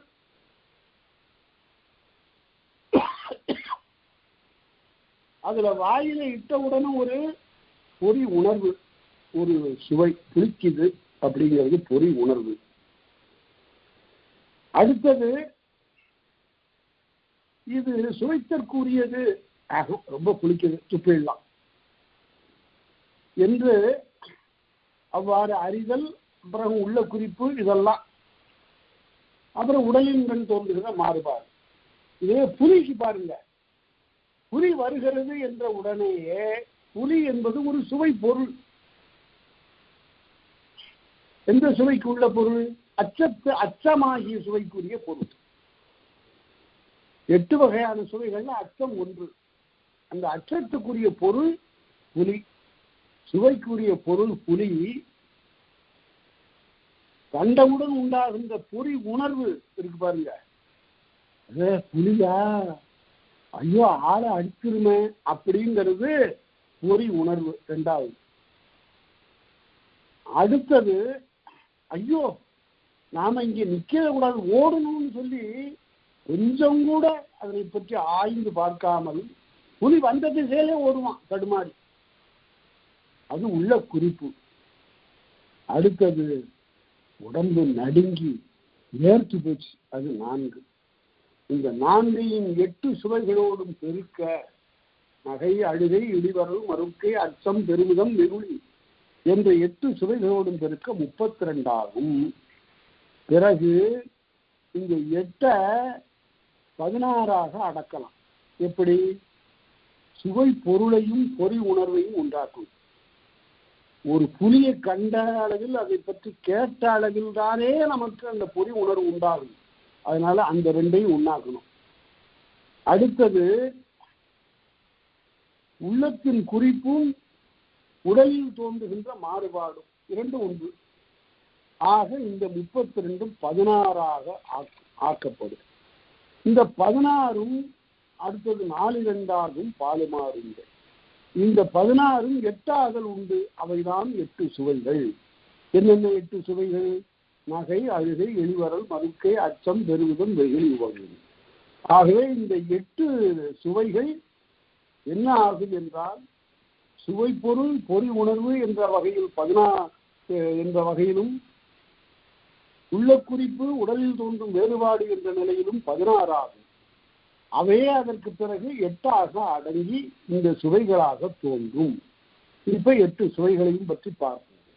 நகையே, நகை என்றால் பேராசிரியர் உரை எழுதுவார். மெய்ப்பாட்டியலுக்கு மிகச்சிறந்த உரை பேராசிரியர் உரை தான், மிக மிக சிறந்த உரை. அதுல நிறைய ஆராய்ச்சிகள்லாம் நிறைய களங்கள் எல்லாம் இருக்கு. கல்லூரிகளிலும் பல்கலைக்கழகங்களிலும் தொல்காப்பிய ஆராய்ச்சிங்கிறது இல்லை, இப்ப நடக்கல. அது நடக்கணும். அதுதான் தமிழர்களுடைய அறிவு வீறு காட்டக்கூடிய ஒரு பகுதி. சரி, நகையே அழுகை, நகையே அழுகைன்னு பாருங்க. ஒரு வீட்டுல, ஒரு புலவருடைய வீட்டுல மனைவி அழுதுட்டு இருந்தா. புலவரை பார்த்து, ஏன் வீட்டுல அழுகுறாங்க? ஒண்ணும் இல்ல, நகையே அழுகைன்னாரு. நகை வேணும்னு கேட்டா வாங்கி கொடுக்கல, அதனால அழுகுறாரு. நகையே அழுகை, அந்த பொருள்ல இங்க சொல்லப்படல. நகையே என்பது தனி, அழுகை என்பது தனி. இழிவரல், மறுக்கை, அச்சம், பெருமிதம், வெகுளி, உவகை, 8 வகையான மெய்ப்பாடுகள். இப்போ ஒவ்வொன்னா பார்ப்போம். நகை என்பதற்கு பேராசிரியர் உரை எழுதுகிற போது, புன்முறுவலாக நகுதல், அளவே சிரித்தல், அளவா சிரிக்கிறது, அட்டகாசமா சிரிக்கிறது, பெருக சிரித்தல், அகான்னு வாயிட்டு சிரிப்பான். அவ்வாறு இந்த மாதிரியாக 3 வகையான நகை உண்டு. அதுல யாராருக்கு எந்தெந்த நகை என்பதையெல்லாம் பின்னால சொல்ல போறார், அதை பார்ப்போம். நகையே அழுகை என்பது கண்ணீர் வீழ்த்தல். உள்ளத்திலே துன்பம் சூழ்ந்த நிலையில் கண்ணீர் பெருக அங்கிருந்து ஆறாக கண்ணீர் வடியும், கண்ணிலிருந்து நீர் வடியும், அது அழுகை. இழிவரல் என்பது, இழிவரல் என்றால் இழிவு, இழித்து சொல்லுதல், குறைத்து சொல்லுதல், அதன் காரணமாக தோன்றுகின்ற உணர்ச்சி. மறுக்கை என்றால் வியப்பு, ஓ அப்படியா, ஏ அப்பா அவ்வளவு பெருசா அப்படின்னு சொல்லு. அதாவது அண்ட புழுகன் ஆகாச புழுகன் 2 புழுகனை பத்தி கதைகள்னு சொல்லுவாங்க. சொன்னா, எப்பா நீ பார்த்ததுலே ரொம்ப பெரிய மறுக்கைக்குரியது, வியப்புக்குரியது என்னப்பான்னு கேட்டான். அதுக்கு அவன் சொன்னா, நான் பக்கத்துல இருக்கக்கூடிய ஆலங்குடிக்கு போயிட்டு இருந்தேன், ஊருக்குள்ளாரே நுழைய முடியல. அந்த ஊர் மக்கள் எல்லாம் ஆளுக்கு ஒரு கோடாரி வைத்துக் கொண்டு ஒரு பெரிய மரத்தை வெட்டி கொண்டிருந்தார்கள். அந்த மரம் இருக்குத, அது 250 அடி உயரம், அதே போல கீழே பார்த்தா 35 அடி அகலம். அப்படியே இவ்வளவு பெரிய மரமா, அப்படி கூடவா ஒரு மரம் இருக்கு அப்படின்னு பார்த்தாண்டானா. அப்பேற்பட்ட பெரிய மரம், என்ன மரம்னு கேட்டான். கீரைத்தண்டு மரம்னா. எல்லாரும் அந்த ஊர்க்காரங்களாம் சேர்ந்து வெட்டிட்டு இருக்காங்க. அப்படியா, சரி இருந்திருக்கும். சரி, நீ போன ஊர்ல என்னன்னு கேட்டான். நான் போன ஊர்ல அந்த ஊர்ல இருக்கிற மக்கள் எல்லாம் சேர்ந்து ஆழமா வெட்டி, தரையை வெட்டி, இருக்கிற மண்ணெல்லாம் கூட்டி பெருசா மலையா குடிச்சாங்க. பெரிய மலை, மண் மலை. அப்புறம் என்ன பண்ணாங்க, கடலை வெட்டி அந்த மண் மலைக்கு உள்ளார செலுத்தினாங்க. எல்லாத்தையும் குட்டி பிசைஞ்சாங்க. அவ்வளவு மண்ணா, ஆமா, வானுயரமாக இருந்த அந்த மண் குட்டி பிசைஞ்சு உருட்டி ஒரு பெரிய சட்டியா, அத ஒரு குயவர், பல குயவர்கள் சேர்ந்து ஒன்றாக பெரிய சட்டி ஆக்குறாங்க. இதே அவ்வளவு பெரிய சட்டி எப்படிடா செய்வாங்க? இன்னும் நீ சொன்ன கீரைத்தண்டை சமைக்கணும்னா அப்படித்தானடா ஒரு சட்டி வேணும்னா. மறுக்கை என்பது இவ்வாறெல்லாம் பிறரை மருள வைப்பதற்குரிய செய்தி, வியக்க வைப்பதற்குரிய செய்தி. இதெல்லாம் கதை. ஆனால் நான் வாழ்க்கையில் நாம் படித்து அறிந்த செய்திகளில் மறுக்கை என்றால் என்னவென்றால், நயாகரா நீர்வீழ்ச்சியை பார்த்துட்டு எல்லாரும் எவ்வளவு உயரத்தில் இருந்து விழுகிறது இந்த அருவி, என்ன அருமையான காட்சி. நயாகராவை கண்டு வியக்காதவர்களும் இல்லை, நிழற்படம் எடுத்துக் கொள்ளாதவர்களும் இல்லை. அமெரிக்கா போனா நயாகரா பார்த்தீங்களான்னு கேட்டார். ஆனால் அப்படி ஒரு மனிதரை கேட்ட போது, இந்தியாவிலிருந்து போன அந்த மனிதர், அந்த அரை நிர்வாண பக்கீல் அவரை பார்த்து, இது ஒரு வியப்பில்லையா, எவ்வளவு உயரத்திலிருந்து தண்ணீர் விழுகிறது பார்த்தீர்களா என்று கேட்டபோது, அந்த மனிதர் தனக்கே உரிய புன்னகையை சிந்திக் கொண்டே சொன்னார், இது என்ன பெரிய வியப்பு, இதனினும் மேலே இருந்து மழை விழுகிறதே அதுவல்லவா வியப்புன்னார். அவர்தான் அண்ணல் காந்தியடிகள். அவருக்கு மறுக்கே வர்றதில்லை, வியப்பே வர்றதில்லை, எதை பார்த்தும் வியப்படைவதில்லை. அதனால அவ்வாறு வருவது மறுக்கை, அச்சம். அஞ்சுவது அஞ்சாமை சேதமினா, யாராலுமே யாருக்கும் ஒரு அச்சம் இருக்குது. பழிபாவங்களுக்கு அஞ்சுதல் என்பது உயர்ந்த ஒரு பண்பு. அச்சம், பெருமிதம். பெருமிதம் என்பது வீரம். அது கருவியேந்தி போர் செய்கிறவன் போருக்கு அஞ்சுகின்ற நிலை இல்லாமல் பெருமிதம். வெகுளி, வெகுளி என்பது சினம். உவகை, உவகை என்பது மகிழ்ச்சி என்று அப்பாலிட்டே மெய்ப்பாடுங்க, இதை எட்டும் மெய்ப்பாடு என்று சொல்லப்பெறும் என்று காட்டினார். சரி, இப்ப ஒவ்வொன்றா எட்டையும் பத்தி பார்க்க போறோம். எட்டு என்னாகும், ஒவ்வொன்றுக்கும் 4 4ஆக சொல்லப்படும். 8 4 32 ஆகும். இப்ப அதை பார்க்க போறோம். எள்ளல், இளமை, பேதமை, மடன் என்று உள்ளப்பட்ட நகை 4 என்பார். கருதப்பட்ட நகை 4 வகை, 4 கூறுபடும். எப்படி 4 கூறு என்னென்ன? எள்ளல், எள்ளல் காரணமாக நகை தோன்றும். அது பேராசிரியர் உரை எழுதுவார் அந்த இடத்துல. எழுதல் என்றால் தான் பிறரை எழுதுகின்ற போதும் நகை பிறக்கும், பிறரால் தான் எள்ளப்படுகிற போதும் நகை பிறக்கும். தன்கண் தோன்றிய நகை, பிறன்கண் தோன்றிய நகைன்னு அவர் பிரிப்பார். அதனால பிறரை எள்ளி நகுதலும் பிறரால் எள்ளப்பட்ட வழி நகுதலும் ஆகிய 2 வகை. எப்படி? பாணன் ஒருத்தன் அங்கிருந்து வந்தான், தலைவி சொல்றா, என்னிடம் தலைவனை பற்றி நல்ல வகையாக சொல்லி எங்களை சேர்த்து வைக்க வேண்டும் என்று பாணன் ஒருத்தன் வந்தான். அறிவடு வருவும் பாணன் தெருவில் புனிற்றார் பாய்ந்தான். அவன் மேல ஒரு பசு பாய்ந்தது. உடனே அவன் கலங்கி யாழ கீழே போட்டுட்டு முடியாந்து இந்த என்னுடைய வீட்டுக்குள்ளார வந்து புகுந்தான். அவனா சொல்லி, இது உன்னுடைய தலைவனுடைய வீடுன்னு நான் வந்தா வேற ஏதாவது இருக்கும், போய் பாரு என்று சொல்லி நான் சிரித்தாள். பாணனை எள்ளி சிரித்தாள். இவ்வாறு வருவது எள்ளல் என்று ஒரு எடுத்துக்காட்டுக்காக நான் சொல்ல, வேற ஒன்றும் இல்லை. புதுசா ஒருத்தர் போய் மருத்துவமனையில கண்ணெல்லாம் ஒழுங்கு பண்ணிக்கிட்டு கண்ணாடி போட்டுக்கிட்டு வீட்டுக்கு வந்தாரு. வீட்டுக்குள்ள நுழைஞ்சு, இப்ப எப்படி இருக்கு பாரு கண்ணாடி அப்படின்னு அந்த அம்மாட்ட சொன்னாரு. கண்ணாடி எப்படி இருக்கு இப்ப பத்தியா, அப்ப பார்வை நல்லா இருக்குனாங்க. உடனே அந்த அம்மா சொன்னாங்களாம், எது இல்லைங்க, உங்க வீடு அடுத்த வீடுங்க. அதனால அந்த கண்ணாடி சரியில்லைன்னு பொருள்.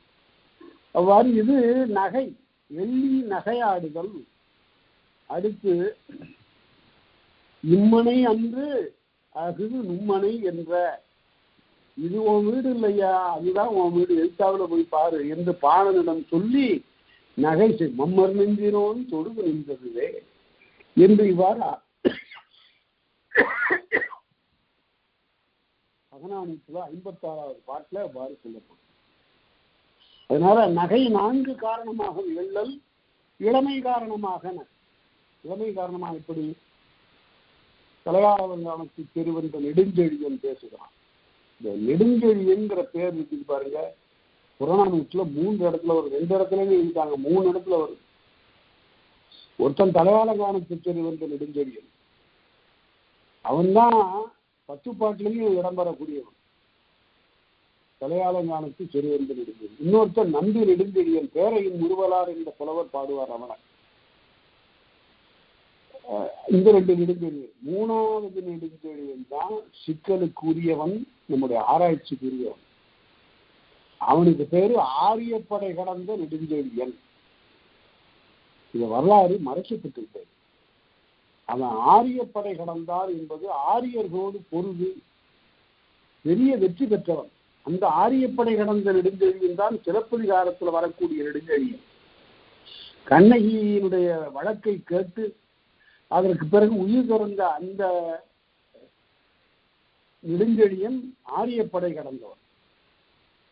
இந்த ஆரியப்படை கடந்த நெடுஞ்செழியன்கிறத பாட்டுக்கு பேரை திருத்தினாங்க. ஆரியப்படைகள் தந்த, ஆரிய படைகள் தந்தங்கிறத ஆரியப்படை கடந்தன்னு ஆட்சி சில பேர் எழுதினாங்க. அதெல்லாமே வையாவிரி பிள்ளை அப்படி ஒரு பாண்டியனே கிடையாது, இவன் கற்பிதமான அரசன், இளங்கோவடிகள் கற்பனையா புனைந்து கொண்ட அரசன் எழுதினார். ஏன் அதெல்லாம் எழுதணும்? இந்த ஆரியப்படையை வென்றான் ஒரு தமிழன் என்று சொல்லுவதில் அவங்களுக்கு உடன்பாடு இல்லை.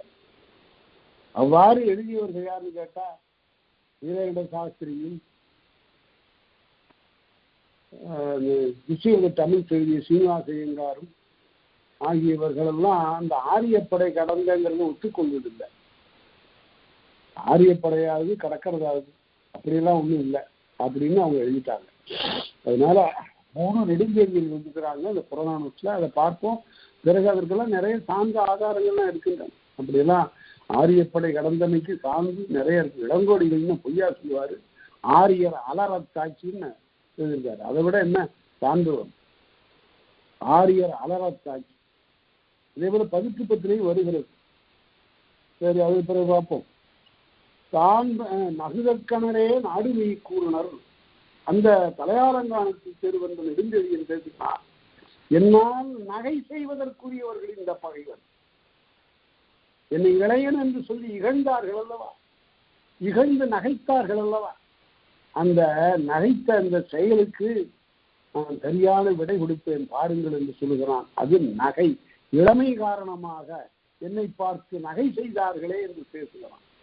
இளையன் இவனென உடைய கூறி, இவன் இளையவன், இவனை எளிதாக வென்று விடலாம் என்று நகைத்து வந்தார்கள் என்று பேசுகிறார் இளமை.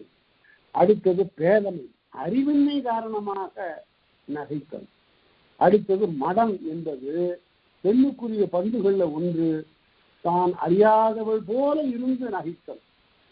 இவ்வாறு உள்ளப்பட்ட நகை 4 என்றார். அடுத்தது இழிவே இழவே அசைவே வறுமையான விழிவில் கொள்கை அழுகை 4. அழுகை 4 வகைப்படும். அது என்ன? இழிவு, இழிவினால் பிறர் நம்மை எளியன் என்று இகழ்தல், அதனால் தன்னிலை இரக்கம், அதுக்கு பேர் தான் இழிவு. என்னை இழித்து பேசினான். சில பேர் சொல்ல மான நஷ்ட வழக்கு போடுவான். என்னுடைய மானத்தை இழக்குமாறு அவன் பேசியிருக்கிறான், என்னுடைய மானத்தின் ஒரு பகுதி அதனால் பாதிக்கப்பட்டிருக்கிறது, எனக்கு 3 லட்சம் ரூபாய் கொடுக்கணும்னு வழக்கு மன்றத்தில் வழக்கு தொடுப்பான். 3 லட்சம் கொடுத்தா அவருடைய மானம் திரும்ப வந்துடும். மானம் போனால் வராது என்பதுதான் தமிழ் கோட்பாடு. மானம் இழந்தபின் வாழாமை முன்னிலே என்று சொன்னால் இணையவை நாற்பதுல மானம் போயிட்டா உயிர் போயிடணும். கணக்கால் இருமுறைக்கு அப்படித்தானே போச்சு உயிர், சொன்ன உடனே உயிர் போயிட்டு. அவ்வாறு உதவி இறப்பினும் ஆளந்தென்று வாழ்வில் தப்பா தொடர்படும் எமலியும் இடர்படுத்தி இழியர் கேளில் இருந்த வேளாண் திருவதம் தான் இறந்து முன்னுமலை ஈன்மரோ உலகத்தான். எவ்வளவு இழிவது! ஒரு தமிழர் தண்ணி கொடுன்னு கேட்டன, அவன் கொண்டு வந்து கொடுத்தான. உடனே ரொம்ப அலட்சியமா அங்கிருந்து வந்து தொக்குன்னு வச்சுட்டு போறான். அதை நான் தண்ணி குடிப்பேனா? நான் ஒரு அரசனாக இருந்தவன் அல்லவா என்று சொல்லி உயிரை விட்டு விட்டான். அதுதான் இழிவு. இழவே இழப்பு. இந்த இழப்பு என்பது தந்தை தாய் சுற்றம் முதலானவரை இழத்தல். அதான் மனைவி அந்த அந்த ஒரே ஒரு பாட்டு தான் தமிழ் இலக்கியத்தில் இருக்கிறது. மனைவி இறந்ததற்காக ஒரு கணவன் இறங்கி அழுது, நான் இன்னும் சாகலிய இருக்கிறன என்று சொல்லுவார். அங்கு பெரிதாயிரும் நோயளவு இணைத்து என்று கோட்டம்பலத்தை துஞ்சிய மாக்கோதை என்ற சேர அரசன் தன்னுடைய மனைவி இறந்தமைக்காக பாடுகிற பாட்டு இழவுக்கு நல்ல எடுத்துக்காட்டு. அடுத்தது அசைவு என்பது பழைய நிலைமை கெட்டு வருந்துதல், பழைய நிலைமை மாறுதல், அதுதான் அசைவு. எழுதசிறார் ஏமுரு நண்ப புலவர்களோட கேளாயத்தை மாக்கடல் நடுவன் இந்நாட்பக்கத்து பசுவன் வெண்கள் தோன்றியாங்கள் கதுப்பயல் வளர்ந்தும் செல்வதல் புதுக்கோள் யானையின் பிணித்தற்றால் என்ன எல்லாதான் இருந்தேனா இப்படி நலிஞ்சு நிற்கிறதுக்கு என்ன காரணம்னு நீ கேட்கிற. நான் சொல்றேன், ஒரு பெண்ணை பார்த்தீங்க, அதனால என்னுடைய பழைய நிலைமை கெட்டு போய்விட்டது என்று அவன் சொல்லி வருந்துகிறான். அதுதான் அசைவு. வறுமை என்பது வயிற்றிலே பசி இருக்கிறது, உண்பதற்கு உணவில்லை என்று சொல்கின்ற ஒரு நிலை. இல்லி தூர்ந்த பொல்லா வருமுலை சுவைச்சொருமழுந்தன் மகத்து முகநோக்கி நீரோடு நிறைந்த மழையோ மனையோ எவ்வளவு நோக்கி நினைவி நிற்படந்து சிறு நற்போர் குமார். குமணனே, தன்னுடைய தாயின் மார்பிலே பாலை பெற முடியாமல் குழந்தைகள் அழுகின்றன. என்னுடைய மனைவியுடனுடைய மார்பிலிருந்து பாலை பெற முடியாமல் என் குழந்தை அழுகிறது. அவளோ குழந்தையினுடைய நிலைகின்ற அவளும் அழுகிறார். இந்த இரண்டு முகங்களையும் பார்த்த நிலையில் உடனே எனக்கு உன்னுடைய முகம்தான் நினைவுக்கு வந்தது. ஆகவே உன்னிடம் வந்தேன். இன்றியாயினும் கொடு, இன்றைய அளவு நீ கொடுத்தாலும் கூட எனக்கு போதும் என்று காட்டில் இருக்கிற குமரனிடம் வந்து கேட்கிறான் புலவன். அதுதான் வறுமை. அடுத்தது மூப்பே பிணியே வருத்தம் மென்மையோடு யாப்புற வந்து இழிவரல் நான்கே என்று. மூப்பே பிணியே, மூப்பு அகவை முதிர்தல், பிணி, பிணி என்பது நோய், வருத்தம், மென்மை ஆகிய இந்த 4 காரணமாக இழிவரல் என்று வரும். இழிவரல் என்றால் இழிவு. அது பேராசிரியர் இழிவுன்னு சொல்றார். அதாவது இழிந்த நிலை என்று சொல்லப்படும். அது எதன் காரணமாக பிறக்கும்? வருத்தம், முயற்சி, வீரம் பற்றியும் இழிவரல் பிறக்கும் என்று பேராசிரியர் எழுதினார். இப்ப பார்ப்போம், மூப்பு காரணமாக ஒரு இழிவு தோன்றும். தனக்குள்ளே ஒரு இழிவு, எனக்கு வயசாயிட்டு. அருமையான ஒரு பாட்டு அது.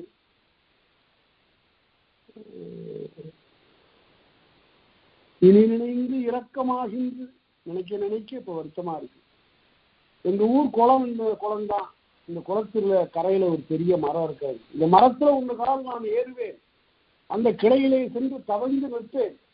பிறகு இந்த நெடுநீர் குட்டத்து துடுமென பாய்வேன். உள்ளே போய் குளித்து மணல் எடுத்து கொண்டு வந்து காட்டுவேன். அப்படி இருந்த இளமை போயிற்றே என்று சொல்லுகிறான். அதுதான் மூப்பு. மூப்புக்காக வருந்துதல். பிணி என்பது நோய். அந்த பாட்டில் இருமிடை இடைந்த சில சொல் பெருமூதாளரே ஆகிய மக்கள் 2 வார்த்தை பேசணும் 4 இருமல் வரும் என்று தன்னுடைய நோயை சொல்லுது. பிறகு வருத்தம், அதுதான் கடைக்கால் இரும்புறையினுடைய பாட்டு. குழவி இறப்பினும் ஊந்தடி பிறப்பினும் ஆளென்று வாழில் தப்பார், இப்படி நான் வாழ்ந்திருக்கிறேனே என்று வருத்தம். அடுத்து மென்மையோடு, மென்மையான ஒரு நிலை. இவ்வளவு மென்மையாக தளிர் போன்று இருக்கக்கூடிய இந்த உடலை நான் வருத்தினேனே என்று பேசுவது, அது மென்மை. ஆகியவை எல்லாம் இழிவரல் என்று பேசப்படும். அதோடு நிறைவு செய்து கொள்வோம். அடுத்த வகுப்பில் தொடர்ந்து இந்த மெய்ப்பாட்டிகளை பார்ப்போம். பொதுவான மெய்ப்பாட்டுகளை பேசிக்கொண்டு வரக்கூடிய தொல்காப்பியர் அடுத்தாற்போல தொடர்ந்து அகத்திற்கே உரிய மெய்ப்பாடுகளை மிக நுட்பமாக பேசப் போகிறார். அதாவது ஒவ்வொரு மயிர்கால் தோன்றக்கூடிய உணர்ச்சியை தொல்காப்பியன் சொன்னது போல அந்த பகுதியில் வேறு எவரும் சொல்லவில்லை. அதை பார்க்க போறோம், இயக்க போகிறோம். அதை அடுத்த வகுப்புல பார்க்கலாம். அனைவருக்கும் நன்றி, வணக்கம்.